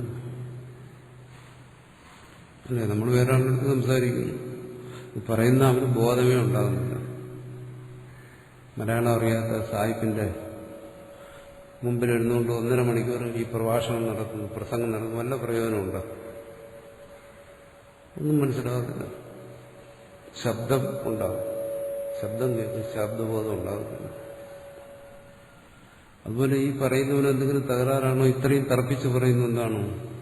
അഗ്നി ശീതമെന്ന് പറഞ്ഞാൽ ഞാനെന്ത് ധരിക്കുകയാണോ? ഒന്നും ധരിക്കത്തില്ല. അതുപോലെ നിങ്ങൾ പറയുന്നു ഞാൻ സത്താണെന്ന്, എനിക്കൊരു ബോധം ഉണ്ടാകുന്നില്ല. അങ്ങനെ ചോദിക്കാം. ഉപനിഷത്ത് പ്രാമാണ്യ പ്രതിഷേധാർത്ഥം ഭവതോ വാക്യം ഉപനിഷത്ത് പ്രാമാണ്യ പ്രദേശീയതം കിന്ന കരോദ്യേവ അഗ്നിർവാ രൂപപ്രകാശം. ശരി, ബോധത്തെ ഒന്ന് പരിശോധിക്കുകയാണ്. ചിലർ വാശിക്കും പറയും ഒരു കാര്യത്തെക്കുറിച്ച് നമ്മൾ സംസാരിക്കുമ്പോൾ അങ്ങനെ ഒരു തകരാറുണ്ട്. ചിലപ്പോൾ കാര്യം സിദ്ധാന്ത ദുരാഗ്രഹം എല്ലാവരുടെയും ഉള്ളിലിരിക്കുന്നു. ഞാനിപ്പോൾ ഒരു തത്വത്തെ, ഒരു സിദ്ധാന്തത്തെ ഗ്രഹിച്ചിരിക്കുമ്പോൾ അതിനോട് എനിക്കൊരു ദുരാഗ്രഹം വരും. അതിനെ മറ്റാരെങ്കിലും വന്ന് നിഷേധിച്ചാൽ എനിക്ക് അത് സ്വീകരിക്കാൻ പ്രയാസമില്ല. കാരണം അതിന്റെ അസ്തിത്വത്തിന്റെ തന്നെ ഒരു ഭാഗമായി ഞാൻ അതിനോട് അത്രമാത്രം എന്റെ അഹന്ത കൊണ്ട് താതാത്മ്യപ്പെട്ടിരിക്കുക. അതുകൊണ്ട് എന്റെ സിദ്ധാന്തത്തിന് ആരെങ്കിലും ചോദ്യം ചെയ്യാൻ വന്നു കഴിഞ്ഞാൽ എനിക്ക് അത് അംഗീകരിക്കാൻ പ്രയാസമാണ്. നമ്മൾ ധരിച്ചിരിക്കുന്ന മനസ്സിലാക്കിയിരിക്കുന്ന വിഷയങ്ങളെക്കുറിച്ച് നമ്മൾ മറ്റൊരാളുമായി സംസാരിക്കുമ്പോൾ ഇത് നമുക്ക് അനുഭവപ്പെടുന്ന കാര്യമാണ്. ഈ മറ്റൊരാൾ പറയുന്നത് ചിലപ്പോൾ നമ്മുടെ ഉള്ളിൽ ബോധ്യം വരും, ഇവൻ പറയുന്നതാണല്ലോ ശരി. എന്നാലും നമ്മൾ ധരിച്ചിരിക്കുന്നതിനെ വിടാനൊരു വൈമനസ്യം കാണിക്കും. അവൻ പറഞ്ഞത് ധരിച്ചില്ല എന്ന് ഭാവിച്ച് അവനോട് സംസാരിക്കും. അവൻ പറഞ്ഞത് ശരിയാണെന്ന് ധരിച്ചാലും പിന്നീട് സാഹചര്യങ്ങളൊന്നും പലതുകൊണ്ട് ഞാൻ വേറെ ആളോട്ട് സംസാരിച്ചു. ഇതുപോലെ ആധ്യാത്മികമായ വിഷയങ്ങളെക്കുറിച്ച് അദ്വൈതത്തെക്കുറിച്ചൊക്കെ സംസാരിച്ചു. അപ്പോൾ ഞാൻ സംസാരിച്ചയാള് ഗുരുവാണ്, ഒരുപാട് ശിഷ്യന്മാരുള്ള ആളാണ്. ഞങ്ങൾ രണ്ടുപേരും കൂടെ ഇരുന്ന് സ്വകാര്യതയിലിരുന്ന് പറഞ്ഞു കഴിഞ്ഞപ്പോൾ ഞാൻ പറഞ്ഞ കാര്യങ്ങൾ കുറേയൊക്കെ അദ്ദേഹത്തിന് സ്വീകരിക്കാൻ പറ്റി. ഉള്ളിൽ ആ സിദ്ധാന്ത ദുരാഗ്രഹം ഉള്ളിലുണ്ടെങ്കിലും ഇത് മറ്റാരും അറിയുന്നില്ലല്ലോ, ഞങ്ങൾ രണ്ടുപേരുമല്ലേ അറിയുന്നുള്ളൂ. അതുകൊണ്ട് ഞാൻ പറഞ്ഞ കാര്യങ്ങളൊക്കെ കുറേയൊക്കെ അംഗീകരിച്ചു. തലയാട്ടിക്കൊണ്ടിരുന്നു. അങ്ങനെയും ആകാം, കുട്ടി പറഞ്ഞ പോലെയും പറയാം എന്നുള്ള രീതിയിലിരുന്നു. കുറച്ചു കഴിഞ്ഞപ്പോഴാണ് അവിടേക്ക് മറ്റൊരാൾ കടന്നു വന്നത്. അത് അദ്ദേഹത്തിന്റെ ശിഷ്യനായിരുന്നു. ആ സമയം പോലെ ആളുടെ സ്വഭാവം മാറി. പിന്നെ ഞാൻ പറയുന്നൊന്നും അംഗീകരിക്കത്തില്ല. ഞാൻ പറയുന്ന കാര്യങ്ങൾ അതിലും ശക്തമായ യുക്തികൾ ഉപയോഗിച്ച് നിഷേധിക്കാൻ തുടങ്ങി. ആദ്യം അംഗീകരിച്ച കാര്യമാണ്, ഉള്ളിൽ ബോധിച്ച കാര്യമാണ്. പക്ഷെ രണ്ടാമതെന്താ കാരണം? ശിഷ്യന്റെ സാന്നിധ്യം. ശിഷ്യന്റെ മുമ്പിൽ, എന്റെ മുമ്പിൽ തോക്കാൻ തയ്യാറാണ്. കാരണം എന്താണെന്ന് വെച്ച് കഴിഞ്ഞാൽ മറ്റാരും അറിയുന്നില്ലല്ലോ. അവിടെ തോൽവിയും ചെയ്യുമൊന്നുമില്ല. എന്നാലും ആളുടെ മനസ്സിൽ തനിക്ക് ബോധം വന്നു എന്നറിഞ്ഞു കഴിഞ്ഞാൽ അതൊരു പരാജയമായിട്ടാണ് ആള് കണക്കാക്കുന്നത്. പക്ഷെ ശിഷ്യന്റെ മുമ്പിൽ എങ്ങനെ തോക്കും? അപ്പൊ പിന്നെ പോയില്ലേ, തന്റെ അസ്തിത്വത്തോടെ പോയില്ലേ, ഗുരുത്വം എന്നുള്ള അസ്തിത്വത്തോടെ നഷ്ടപ്പെട്ടില്ലേ. അതുകൊണ്ട് പിന്നെ എതിർക്കാൻ തുടങ്ങി. ഞാൻ സലാം പറഞ്ഞ് പിരിയും ചെയ്തു. ചിലപ്പോൾ നിന്ന് കഴിഞ്ഞാൽ രണ്ടും കൂടെ ചേർന്ന് നമ്മൾ കൈകാര്യം ചെയ്യും, ഗുരു ശിഷ്യനും കൂടെ ചേർന്നിട്ട്. ഇത് ഞാൻ ഉദാഹരണം പറഞ്ഞതേ ഉള്ളൂ, നമ്മുടെ അനുഭവത്തിലുള്ള കാര്യമാണ്. കാരണം ചില ആശയങ്ങൾ നമ്മുടെ അസ്തിത്വത്തോടെ ഒട്ടിപ്പിടിക്കും, പിന്നെ അതിനെ കളയാൻ പ്രയാസമാണ്. അതുകൊണ്ട് ചിലപ്പോൾ മനസ്സിലായാലും മനസ്സിലായില്ലെന്നുള്ള ഭാവത്തിൽ തർക്കം തുടരും. ഇതൊക്കെ അഹന്തയുടെ സൂക്ഷ്മമായ വശങ്ങൾ നമ്മൾ ബാധിച്ചിരിക്കുന്നതാണ്.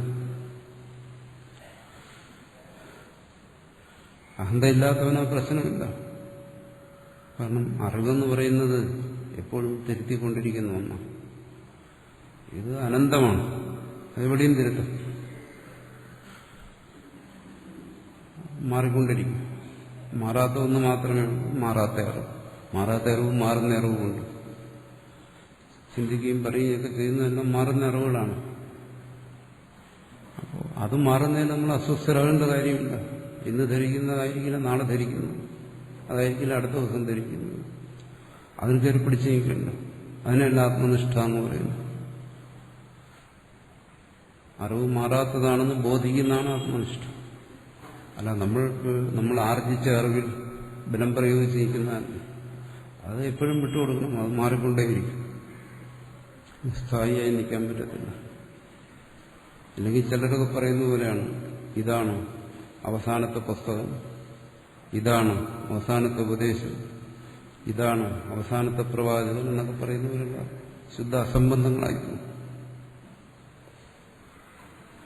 അറിവിനങ്ങനെ അതിരിടാൻ പറ്റത്തില്ല. അത് ഇങ്ങനെ വികസിച്ചുകൊണ്ടേയിരിക്കും, ഈ പ്രപഞ്ചം വികസിക്കുന്ന പോലെ.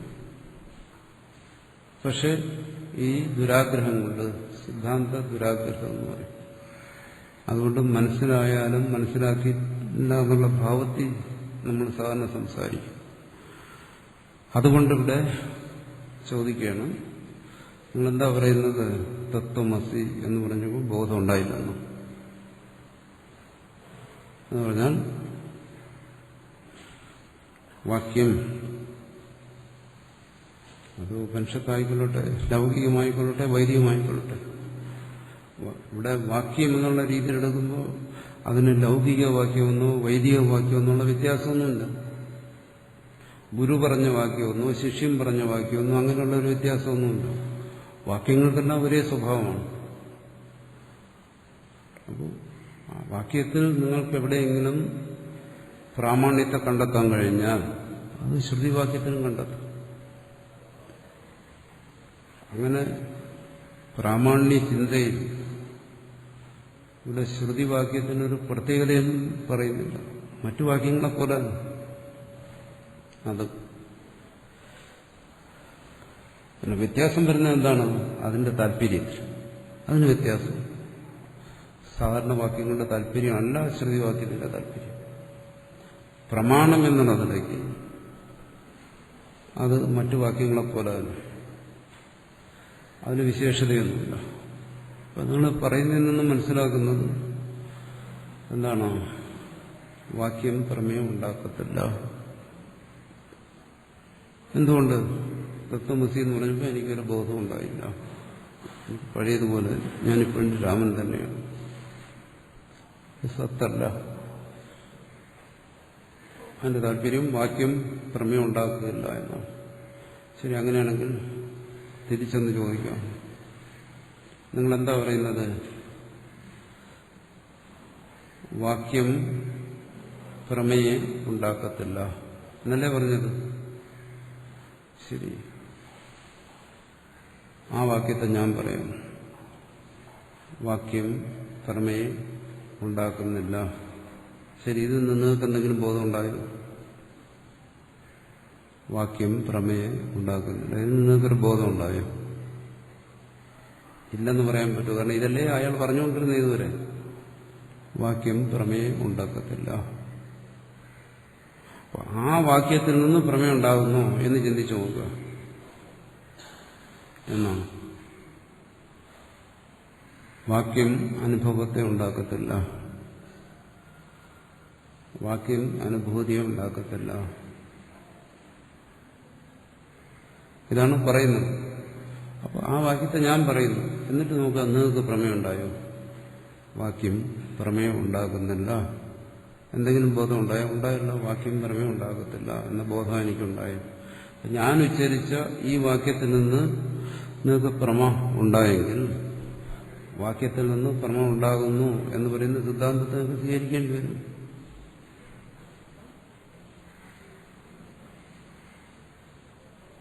നിങ്ങൾക്ക് അഭിപ്രായവ്യത്യാസം ഇതേ ആയിരുന്നു. എന്താണ്? വാക്യത്തിൽ നിന്ന് പ്രമേയം ഉണ്ടാകത്തില്ല. എന്നാൽ ഞാൻ ആ വാക്യത്തെ തന്നെ പറയുന്നു. നിങ്ങൾ പറയുന്ന അതാണ്, വാക്യം പ്രമേയം ഉണ്ടാക്കുന്നില്ല. ഈ വാക്യം നിങ്ങളിപ്പോൾ കേട്ടു. ഇത് നിങ്ങൾക്ക് ബോധം ഉണ്ടായെങ്കിൽ ഈ വാക്യം ഇപ്പോൾ പ്രമേയം ഉണ്ടാക്കി. അപ്പോ വെറുതെയാണ് നിങ്ങൾ വാശി പിടിക്കുന്ന എന്താണ്? വാക്യത്തിൽ നിന്ന് ബോധം ഉണ്ടാക്കത്തില്ലെന്ന്. അപ്പോൾ എന്താണ് താൻ പറയുന്നത്? ആ പറയുന്നതിന്റെ താല്പര്യം സ്വയം മനസ്സിലാക്കാതെ ആൾക്കാർ പറയും. വൃഥാപ്രലാപനം എന്ന് പറയും. കാര്യം മനസ്സിലാക്കാതെ സംസാരിക്കും. തർക്കം എന്ന് പറയുന്നതാണ് പലപ്പോഴും. പറയുന്ന ആൾ എന്താ പറയുന്നത് എന്നും മനസ്സിലാക്കാതെ പറയും. അതുകൊണ്ട് ആദ്യം അയാളെ മനസ്സിലാക്കിക്കുകയാണ്. നിങ്ങളുടെ സിദ്ധാന്തം എന്താണ്? വാക്യത്തിൽ നിന്ന് പ്രമേയമുണ്ടാകത്തില്ല. അതല്ലേ നിങ്ങൾ പറയുന്നത്? ശരി, ഞാൻ ആ വാക്യത്തെ ഏറ്റു പറയുന്നു. നിങ്ങളുടെ ആശയത്തെ, നിങ്ങളുടെ സിദ്ധാന്തത്തെ ഞാൻ വാക്യരൂപത്തിൽ പറയുന്നു. എന്താണ് എന്റെ വാക്യം? വാക്യത്തിൽ നിന്ന് പ്രമ ഉണ്ടാകുന്നില്ല. ഇപ്പോൾ ഈ വാക്യം നിങ്ങൾ കേട്ടു.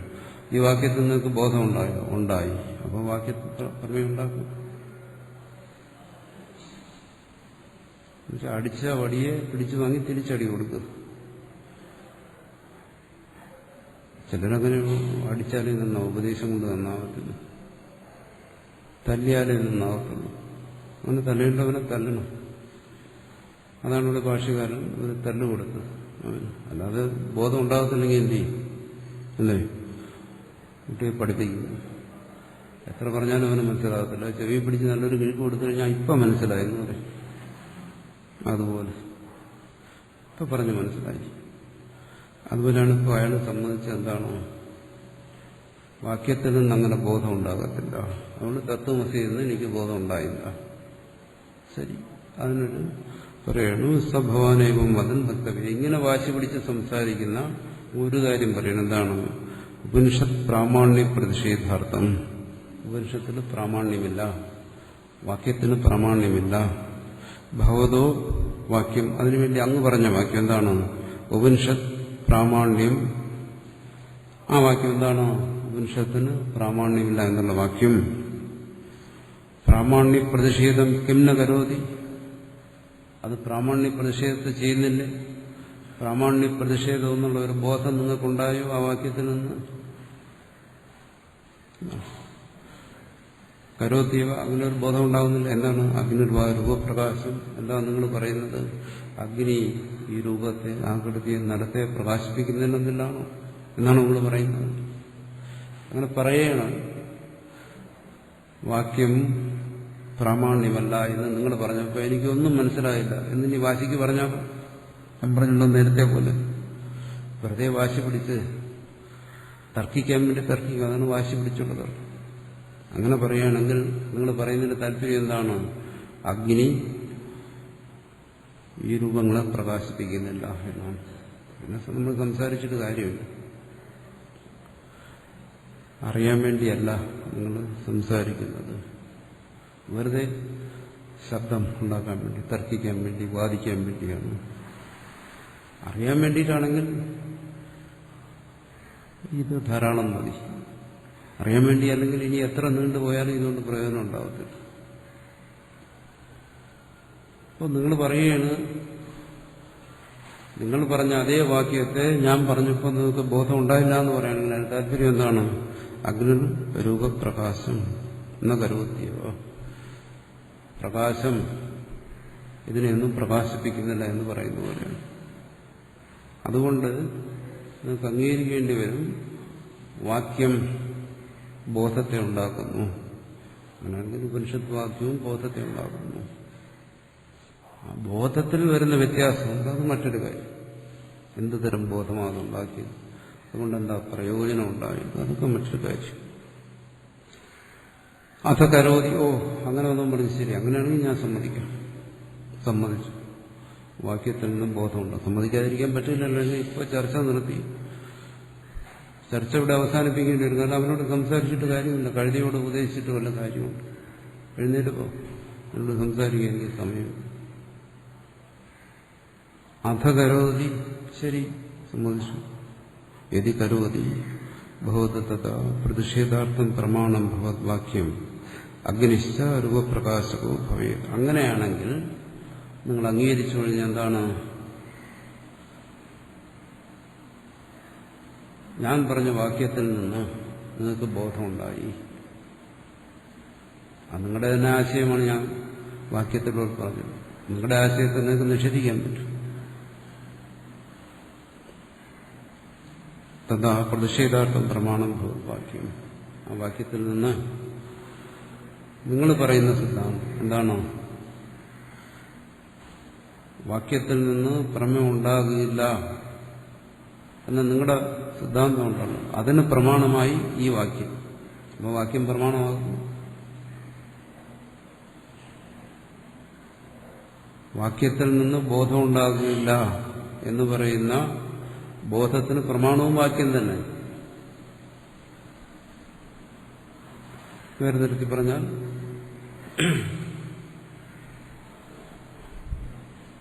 നാക്ക് പറയുന്നു നാക്കുണ്ടെന്ന് അല്ലേ, ഇനി നാക്ക് പറയുന്നു നാക്കില്ലെന്ന്.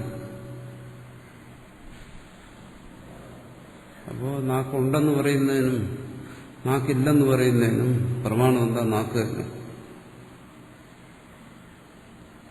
അപ്പോൾ ഇതെന്താ മനസ്സിലാക്കേണ്ടത്? നാക്കുണ്ടെന്നോ ഇല്ലെന്നോ? രണ്ടും പറയുന്നതല്ല, സ്വാതന്ത്ര്യം നാക്കുന്നുണ്ട്. പക്ഷെ അതുകൊണ്ട് നാക്കില്ലാതാകുന്നില്ല. അങ്ങനെ ഒരു സ്വാതന്ത്ര്യമാണ് നാക്കിന്.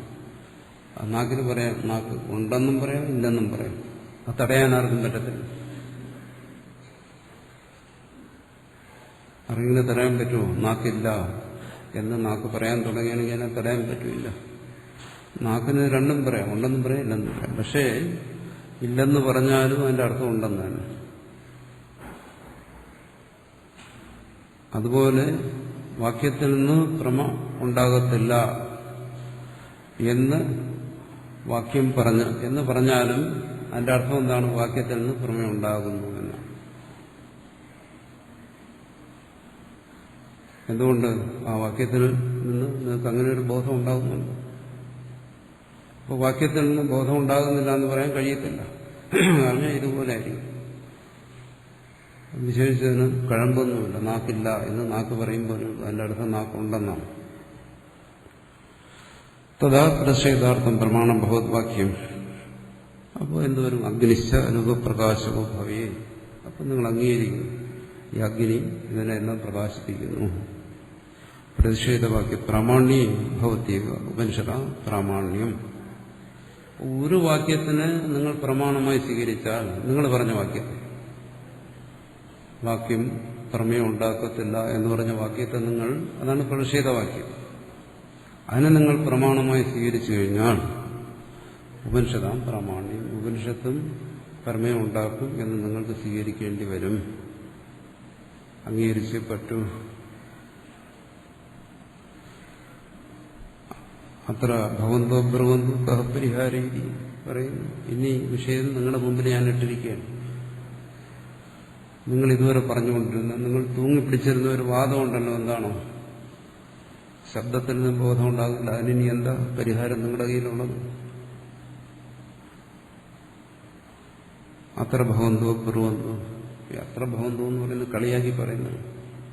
മഹാനായ അങ്ങ് തന്നെ പറയുന്നു. ഇതുവരെ അങ്ങ് പറഞ്ഞിരുന്നതിന്, ഇതുവരെ അങ്ങ് പറഞ്ഞുകൊണ്ടിരുന്നു നാക്കില്ല. ഇനിയിപ്പോ എന്താ നിങ്ങൾ പറയുന്നത്? പക്ഷെ അങ്ങനെ ഒരു പറഞ്ഞാലെന്ത് ചെയ്യും? വാശി പിടിച്ച് പറയുകയാണ്, എനിക്ക് നാക്കില്ല. എന്ത് ചെയ്യാൻ പറ്റും? ഇതിനെന്താ പരിഹാരം? ഒരേ ഒരു പരിഹാരമേ ഉള്ളൂ, നാക്കുണ്ടെന്ന് അംഗീകരിക്കുക. അല്ലെങ്കിൽ ആ പറച്ചിന് നിർത്തുകയെങ്കിലും ചെയ്യുക.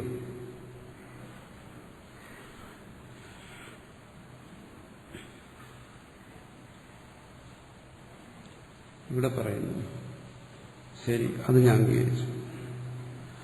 ശബ്ദത്തിൽ നിന്ന് ബോധമുണ്ടാവും, വേദത്തിൽ നിന്നും ബോധമുണ്ടാവും. പക്ഷേ എനിക്ക് അഭിപ്രായ വ്യത്യാസമുണ്ട്. നനു അത്ര പ്രത്യക്ഷ മദ്വാക്യേ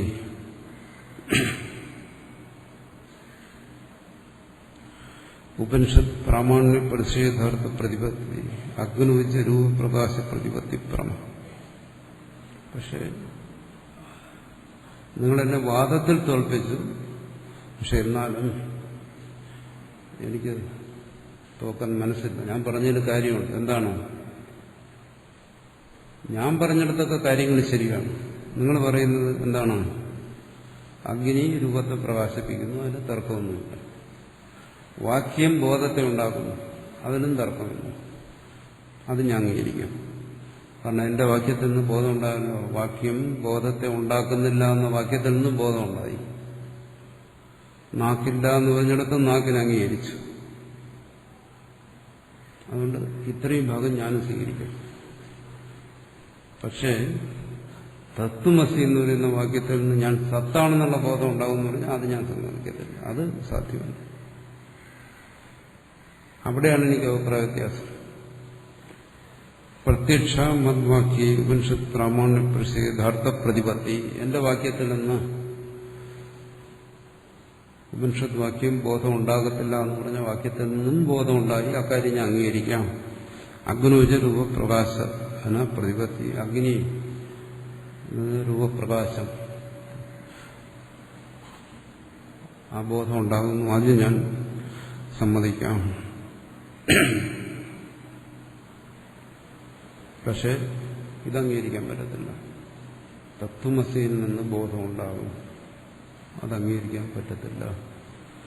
കസ്തർഹി ബഹുത പ്രദ്വേഷു ബ്രഹ്മേകത്വ പ്രത്യയ പ്രമാം പ്രത്യക്ഷാം കുർവതീഷു ഉപനിഷത്സു ഫലഭ്യമാനാസു. ചോദിക്കുകയാണ്, ബ്രഹ്മേകത്വ പ്രത്യയ പ്രമ, ആ പ്രമേയം ഉണ്ടാക്കുന്ന ആ പ്രമേയം ഇങ്ങനെ പ്രത്യക്ഷമായ പ്രമേയം എന്ന് വെച്ചാൽ സ്വാനുഭവം.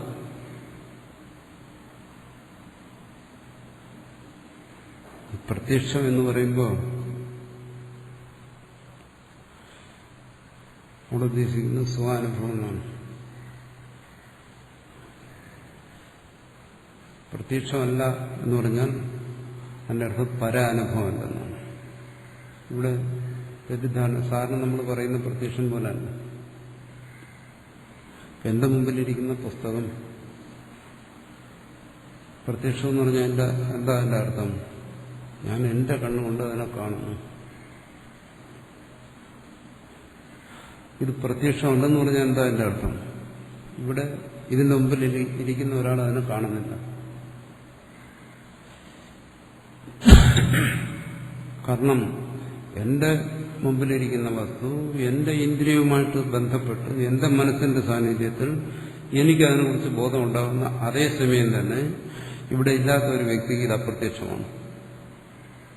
അപ്പോൾ പ്രത്യക്ഷം അപ്രത്യക്ഷം എന്ന് പറയുന്നതിനുള്ള ഭേദം ഇവിടെ ഇത്തരത്തിലാണ് മനസ്സിലാക്കേണ്ടത്. എങ്ങനെ? പ്രത്യക്ഷം എന്ന് പറഞ്ഞാൽ സ്വപ്രത്യക്ഷം, അപ്രത്യക്ഷം എന്ന് പറഞ്ഞാൽ പരന് പ്രത്യക്ഷം അല്ല. അത്തരത്തിൽ മനസ്സിലാക്കുന്നു. അല്ലാതെ ഞാൻ തന്നെ കാണുന്നു, ഞാൻ തന്നെ കാണുന്നില്ല എന്നുള്ള അർത്ഥത്തിലല്ല ഇവിടെ മനസ്സിലാക്കുന്നത്. അതായത് എനിക്കിപ്പോൾ പ്രത്യക്ഷമാണ്, ഒരു മണിക്കൂർ മുമ്പ് പ്രത്യക്ഷമായിരുന്നില്ല, ഒരു മണിക്കൂർ കഴിഞ്ഞ് പ്രത്യക്ഷമാകത്തില്ല, അങ്ങനെയല്ല. പ്രത്യക്ഷം അപ്രത്യക്ഷം, താൻ അന്യൻ, താൻ പരൻ എന്നുള്ള നിലയ്ക്ക് മനസ്സിലാക്കുന്നു. ഇവിടെ ഇപ്പോൾ ഇത് പ്രത്യക്ഷമെന്ന് ഞാൻ എന്തുകൊണ്ട് പറയുന്നു? ഇതെന്റെ ഇന്ദ്രിയത്തിന്റെ വിഷയം ആയതുകൊണ്ട്. ഇത് അപ്രത്യക്ഷം എന്തുകൊണ്ട് പറയേണ്ടി വരുന്നു? അന്യന് ഇത് പ്രത്യക്ഷം ആകാത്തതുകൊണ്ട്. ആ രീതിയിൽ ഇത് മനസ്സിലാക്കുമ്പോൾ ചോദിക്കുന്നു, തത്വമസി എന്ന വാക്യം അത് ഒരുവൻ കേൾക്കുന്നു, കേൾക്കാത്തവർ ഒരുപാട് പേരുണ്ട്, ഒരാൾ കേൾക്കുന്നു, 10 പേര് കേൾക്കുന്നില്ല. കേൾക്കുന്നവന് ആ വാക്യത്തിൽ നിന്നും പ്രമേയം ഉണ്ടാകുന്നു. ഉണ്ടാകുന്നില്ല എന്ന് പറഞ്ഞാൽ അത് കേൾക്കാത്തവന്റെ കാര്യമാണ് പറയുന്നത്. കേൾക്കുന്നവനുണ്ടാകുന്നു.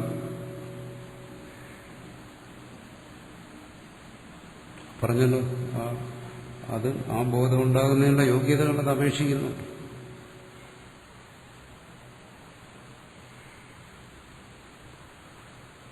അതിപ്പോൾ ഏത് വിഷയത്തെ സംബന്ധിച്ചാലും ശരി, യോഗ്യതയുള്ളതിനെ അത് മനസ്സിലാകും. അല്ലാത്തവർക്ക് നമ്മൾ ഏത് വിഷയത്തെക്കുറിച്ച് പറഞ്ഞു കൊടുത്താലും അത് മനസ്സിലാകത്തില്ല. LKGയിലിരിക്കുന്ന ഒരു കുട്ടിയുടെ മുമ്പിൽ MAയുടെ പാഠങ്ങൾ പറഞ്ഞു കൊടുത്താൽ മനസ്സിലാവും. പറയുന്ന ശബ്ദത്തിന്റെ തകരാറാണോ, പറയുന്ന വ്യക്തിയുടെ തകരാറാണോ, പറയുന്ന തത്വത്തിന്റെ ന്യൂനതയാണോ? അതൊന്നുമല്ലല്ലോ. അത് മനസ്സിലാകത്തില്ല. അത് യോഗ്യത അപേക്ഷിക്കുന്നു. അത് സാധാരണ ലൗകികമായ കാര്യങ്ങളില്ല, എല്ലാ വിഷയങ്ങളിലും ഈ യോഗ്യത ഒരു മുഖ്യമായ കാര്യമാണ്. അതിന് തത്വമസിക്ക് ആ യോഗ്യത വേണ്ടേ? ഏതൊരു വിഷയം, സയൻസാണോ, കണക്കാണോ, ചരിത്രമാണോ, ഏത് വിഷയം പഠിക്കുന്നതിനും ശരി യോഗ്യതയുള്ളവർക്കേ അത് പറ്റും. LKGക്കാരനെ MAയുടെ സിലബസ് പഠിപ്പിക്കാൻ പറ്റത്തില്ല. അതുപോലെ ഇവിടെ യോഗ്യത വേണം. ആ സിലബസിന് ഗ്രഹിക്കുന്നതിനുള്ള യോഗ്യതയെ എത്തിയാലേ അത് പറഞ്ഞാൽ മനസ്സിലാകത്തുള്ളൂ. അതിന് 1, 2, 3, 4, 5, 6, 7 എന്ന് പറഞ്ഞ് ക്ലാസ്സുകൾ പഠിച്ച് പോകണം. അല്ലെങ്കിൽ എങ്ങനെ മനസ്സിലാകും? അപ്പം അവിടെയൊക്കെ യോഗ്യത ആവശ്യമാണ്. ഇവിടെ യോഗ്യത ഇല്ലാതെ ഇതെങ്ങനെ തിരിയും? അതുകൊണ്ട് ഈ പ്രമ ഉണ്ടാകുന്നു, ബോധം ഉണ്ടാകുന്നു എന്നൊക്കെ പറയുന്നിടത്ത് പറഞ്ഞില്ലെങ്കിലും നമ്മൾ ധരിച്ചുകൊണ്ടാണ് യോഗ്യത അന്തർലീനമാണ്. അങ്ങനെ ഒരാളെ വെച്ചുകൊണ്ടാണ് ഈ പറയുന്നതൊക്കെ. എന്താണ് കസ്തർക്കി ഭവതഃ പ്രദ്വേഷം? നിങ്ങൾക്ക് എന്തിനാ ഈ വിദ്വേഷം? എന്തിനാ നിങ്ങൾ വാശി പിടിക്കുന്നത്? തത്വമസി എന്ന് പറയുന്ന വാദം കേട്ട് ഈ ശബ്ദത്തിൽ നിന്ന് ബോധം ഉണ്ടാകത്തില്ല എന്നുള്ള ഈ വാദം നടത്തിക്കൊണ്ടിരിക്കുന്ന എന്തിനാ? ബ്രഹ്മേകത്വ പ്രത്യേക പ്രമാ പ്രത്യക്ഷാം പൂർവതീഷു ഉപനിഷത്സു ഉപലഭ്യമാനാസു. അങ്ങനെയുള്ള ഉപനിഷത്തുകൾ ധാരാളമുണ്ട്. എന്ത്? ബ്രഹ്മേകത്വ പ്രത്യേക പ്രമേ, അത് പ്രത്യക്ഷമാക്കുന്നു എന്ന് വെച്ചാൽ കേൾക്കുന്നവന് സ്വാനുഭവമാക്കുന്നു. കേൾക്കുന്നവന് ബോധ്യം വരുന്നതാണ് താൻ സച്ചിദാനന്ദ സ്വരൂപനാണ്, താൻ സത്താണ്, സർവം കല്ലിതം ബ്രഹ്മ. ഇത്തരത്തിലുള്ള ബോധത്തെ ഉണ്ടാക്കുന്ന ഉപനിഷത്സു ഉപലഭ്യമാനാസു നൂറുകണക്കിനുണ്ട്. ഒന്നല്ല, തത്വസി മാത്രമല്ല, നൂറുകണക്കിന് ഉപനിഷത്ത് വാക്യങ്ങളുള്ളപ്പോ ഇങ്ങനൊരു ബോധം ഉണ്ടാകത്തില്ല എന്നുള്ള വാശി പിടിക്കുന്നത് എന്നാണ്. ശ്രോതാവിന് ആ ബോധത്തെ ഉണ്ടാകുന്നു. ഇനി കേൾക്കാത്തവന് ബോധം ഉണ്ടാകുന്നില്ലെങ്കിൽ അത് നമ്മുടെ കുറ്റം. അത് മനസ്സിലാക്കുന്നതിനുള്ള യോഗ്യതയില്ലാത്തവന് ബോധം ഉണ്ടാകുന്നില്ലെങ്കിൽ അത് ആരുടെ കുറ്റമാണ്. അത് എല്ലാ വിഷയങ്ങളെ സംബന്ധിച്ചും അത് തുല്യമാണ്, സമാനമാണ്. ഇതിൽ മാത്രം നിങ്ങൾ എന്തിനാ ബാക്കിയുള്ള ഒരു മാനദണ്ഡം സ്വീകരിക്കുമ്പോൾ അതെല്ലാത്തിനും ഒരുപോലെ ആയിരിക്കില്ലേ? മറ്റേത് വിഷയങ്ങളെ സംബന്ധിച്ച് ഈ മാനദണ്ഡങ്ങളെ നിങ്ങൾ അംഗീകരിക്കുന്ന എന്താണ്? ഒരു വിഷയം നിങ്ങളെ ബോധിപ്പിച്ചാൽ കേൾക്കുന്നവനെ ബോധ്യമാകും, കേൾക്കാത്തവന് ബോധ്യമാകത്തില്ല. ആ വിഷയത്തെ ഗ്രഹിക്കുന്നതിന് യോഗ്യത ഉള്ളവനെ അത് ഗ്രഹിക്കാൻ പറ്റും, അല്ലാത്തവന് ഗ്രഹിക്കാൻ കഴിയത്തില്ല. ഇത് ബോധന മാധ്യമത്തിൽ പൊതുവായി അംഗീകരിച്ചിരിക്കുന്ന മാനദണ്ഡമാണ്. അപ്പൊ ഇവിടെ അത് സ്വീകരിക്കാതിരുന്ന അങ്ങനെ ഇവിടെ അത് സ്വീകരിച്ചേ പറ്റൂ. നിങ്ങൾ ഇക്കാര്യത്തിൽ മാത്രമേ പ്രദ്വേഷം, ഇങ്ങനൊരു വാശി, ഇതിനോട് ഒരു വിദ്വേഷം പിടിക്കുന്ന എന്തിനാണ്?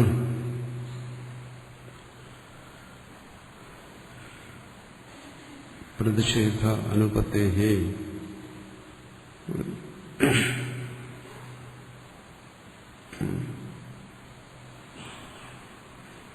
നിങ്ങളുടെ ഈ വാശിക്ക് ഒരർത്ഥവുമില്ല,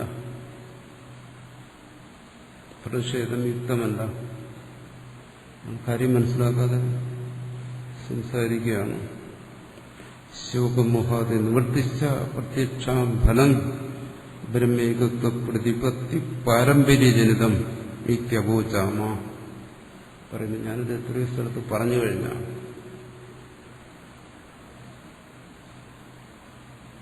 ഇവിടെ ബ്രഹ്മേകത്വ പ്രതിപത്തി പാരമ്പര്യം എന്ന് പറയുന്നു. ഈ ബ്രഹ്മേകത്വ പ്രതിപത്തിയുടെ പരമ്പരയായി അടുത്ത നടപടി എന്താ സംഭവിക്കുന്നത്? ജനിതം ശോകമോഹാദി നിവൃത്തി, ശോകമോഹാദികളുടെ നിവൃത്തി ഉണ്ടാകും.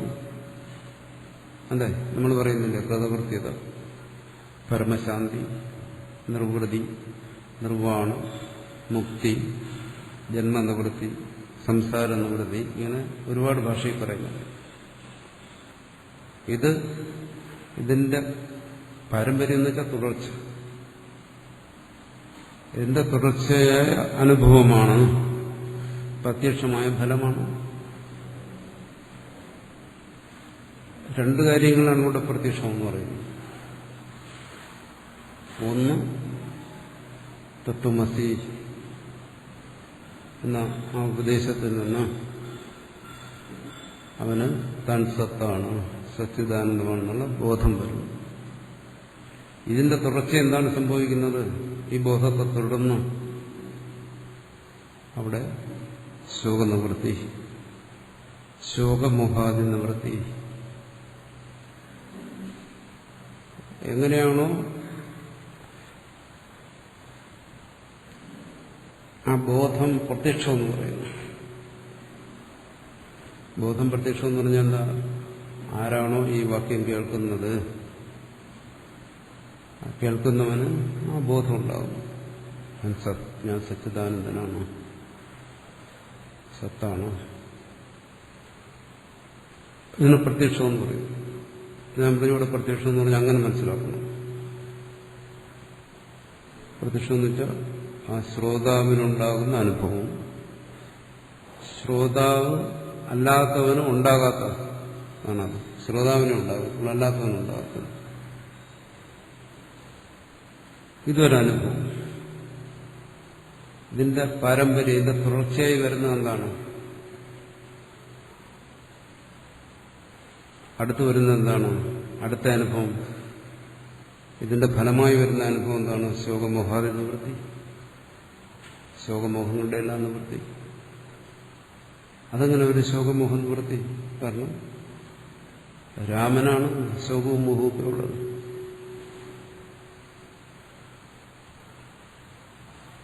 രാമൻ ഈ ശരീരത്തോടുകൂടിയിരിക്കുന്നവൻ, ഈ ശരീരത്തിൽ അഹം കൊണ്ട് താതാത്മ്യപ്പെട്ടിരിക്കുന്നവൻ, ഈ ശരീരത്തോടുകൂടിയ കൂടി തന്നെ ഞാനെന്നറിയുന്നവൻ, അവനിലാണ് ശോകമോഹങ്ങളെല്ലാം. സത്ത് എന്ന് ബോധിപ്പിക്കുമ്പോൾ താൻ സത്താണെന്ന് ബോധിച്ചാൽ അടുത്ത് സത്തായിരിക്കുന്ന തന്നിൽ ശോകമോഹങ്ങൾ എവിടെ? തന്നിൽ ശോകമോഹങ്ങളില്ല എന്നുള്ളതും അനുഭവമാണ്, അതും ബോധമാണ്, അതും അറിവാണ്. അങ്ങനെ അറിയും, അതാണ് അതിന്റെ ഫലം. അതാണ് പറഞ്ഞു പാരമ്പര്യം, പാരമ്പര്യജനിതം. അത് അങ്ങനെ ഒരു അറിവുണ്ടായല്ലേ പറ്റും. താൻ രാമനാണെന്ന് കരുതിയിരുന്നിടത്തോളം കാലം തന്നിൽ ശോകമോഹങ്ങളെല്ലാം ഉണ്ടെന്ന് അറിയുന്നു. സ്പഷ്ടമായി ഞാൻ സുഖിയാണ്, ദുഃഖിയാണ്, ഇങ്ങനെ അറിയുന്നു. ഞാൻ മൂഢനാണ്. പക്ഷെ എപ്പോഴാണോ താൻ സത്താണെന്ന് ബോധിച്ചത്, അങ്ങനെ ബോധിച്ചു കഴിഞ്ഞാൽ താൻ സത്താണ്. പിന്നെ അവിടെ താൻ സുഖിയാണ്, ദുഃഖിയാണ്, മൂഢനാണെന്ന് എങ്ങനെ വരും? എങ്ങനെ ഒരു ബോധം ഉണ്ടാകും? ഉണ്ടാകത്തില്ല. മറിച്ച് സത്തായ തന്നിൽ, സത്സ്വരൂപനായ എന്നിൽ ശോക മോഹ മൂഢതകളില്ല എന്നുള്ള ഒരു അറിവുണ്ടാകും. രണ്ടും കൂടെ സംഭവിക്കുന്നു. താൻ സത്താണെന്നറിയുക, പിന്നെ തന്നിൽ ശോകമോഹങ്ങളുണ്ടെന്നറിയുക. ഇത് രണ്ടും സംഭവിക്കത്തില്ല. ഈ പറയുന്നത് അറിവിനെ കുറിച്ചാണ്. നമ്മൾ ധരിക്കുന്ന അറിവ് വേറെ, അനുഭവം വേറെ എന്നാണ്. അത് നമ്മുടെ ഒരു മൂഢതയാണ്. അറിവെന്ന് പറഞ്ഞാലും അനുഭവം എന്ന് പറഞ്ഞാലും ഒന്ന് തന്നെ, അനുഭൂതി എന്ന് പറഞ്ഞാലും ഒന്ന് തന്നെ. എന്തുകൊണ്ട്? അറിവ് അതിനെ കുറിച്ച് എന്താ പറയുന്നത് ഇവിടെ അദ്വൈതത്തിൽ? യത് സാക്ഷാത് അപരോക്ഷ ബ്രഹ്മ. അറിവെന്ന് പറയുന്നത് അപരോക്ഷ സ്വരൂപമാണ്. അതിന് രണ്ട് സ്വഭാവമില്ല. നിങ്ങളതിന് പല സ്വഭാവം പറയുന്നതാണ്. അറിവ്, അനുഭൂതി, അനുഭവം, ഇങ്ങനെയൊക്കെ പലത് പറയും. അറിവിന് പല സ്വഭാവമല്ല, പല ഗുണം കാണിക്കുന്ന ഒന്നില്ല. അറിവിന് ഏകരൂപയുണ്ട്. എന്താണ്? സാക്ഷാത് അപരോക്ഷ. അനുഭവം ഏകരൂപമാണ്, പല രൂപം അതിനകത്തില്ല. അതുകൊണ്ടാണ് അതിനെ പറയുന്നത് നിർവികാരിയാണ്. ഭാഷ്യകാരൻ പറയും ഏകരസം, ഏകസ്വഭാവം എന്ന് പറയും. പിന്നെ നമ്മൾ ഇതൊക്കെ പറയുന്നത് എന്താണ്? അത് അവന് അറിവുണ്ട് പക്ഷെ അനുഭവമില്ലെന്നൊക്കെ പറയും. അത് നമ്മൾ പറയുന്നത് അറിവിനെ കുറിച്ചാണ് പറയുന്നത്, വിഷയങ്ങളെ സംബന്ധിച്ചാണ്.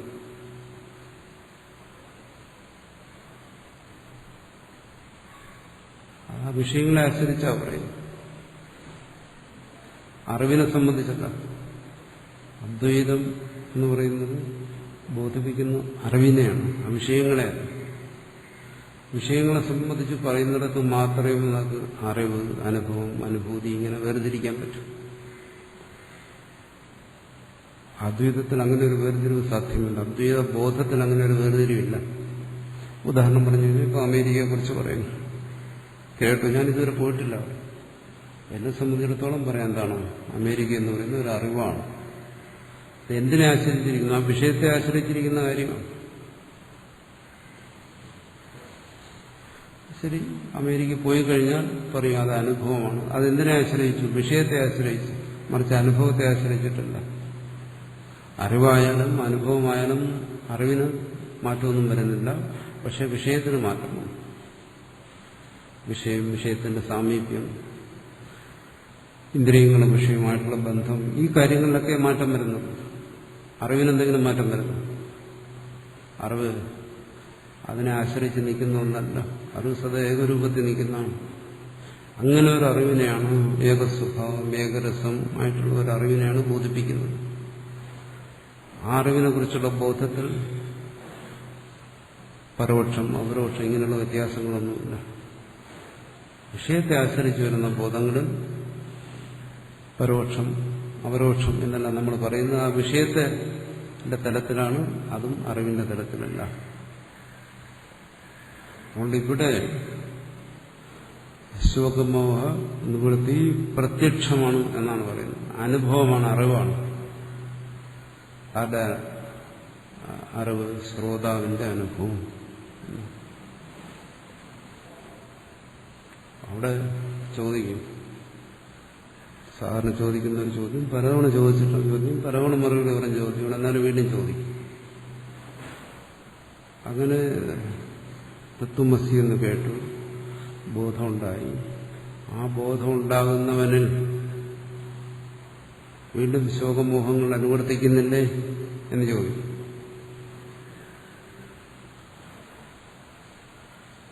ഇവിടെ പറയുന്നത് എന്താണ്? ശോകമോഹങ്ങളുടെ നിവൃത്തിയാണ്. ഇവിടെ എന്താ ചെയ്യുന്നത് പറഞ്ഞു. അതാണ് ഞാൻ പറഞ്ഞത്. ഇവിടെ ബോധം എന്ന് പറയുന്നത് ശ്രോതാവിന്റെ ബോധത്തെക്കുറിച്ചാണ് പറയുന്നത്, അന്യന്റെ ബോധത്തെക്കുറിച്ചല്ല.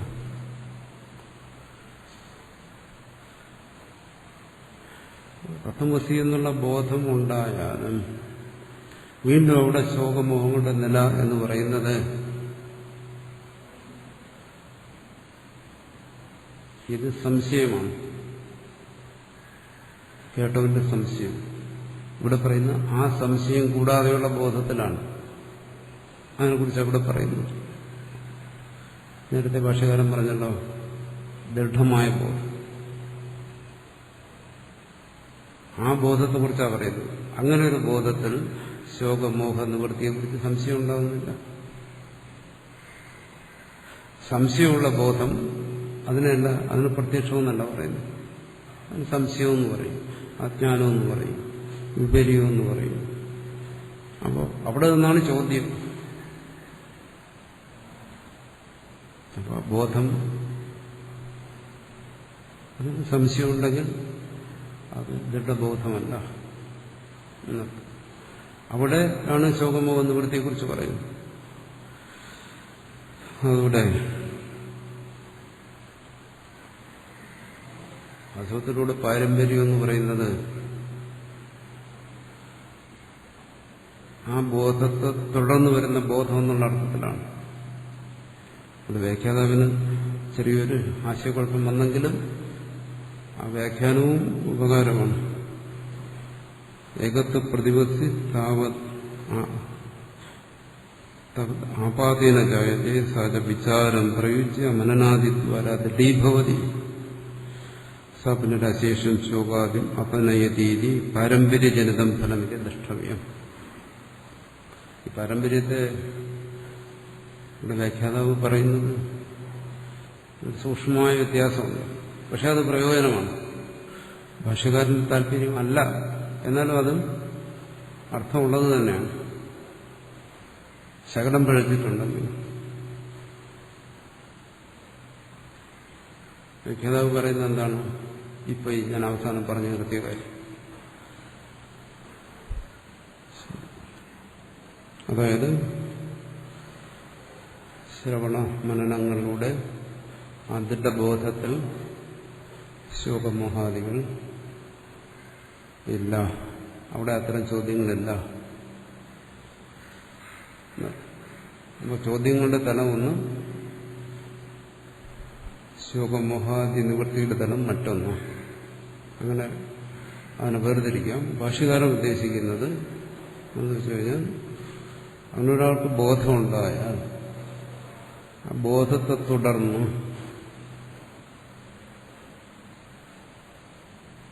അവിടെ ശ്രവണമനനങ്ങളൊന്നുമല്ല, ബോധത്തെക്കുറിച്ച് പറയുന്നു. അനന്തരമായ ബോധം എന്ന് പറയുന്നതാണ് തന്നിൽ ശോകമോഹാദികളല്ല എന്നുള്ളതാണ് ഭാഷ്യകാരൻ പറയുന്നത്. അത് ചർച്ച ചെയ്യേണ്ട ഒരു വിഷയമാണ്.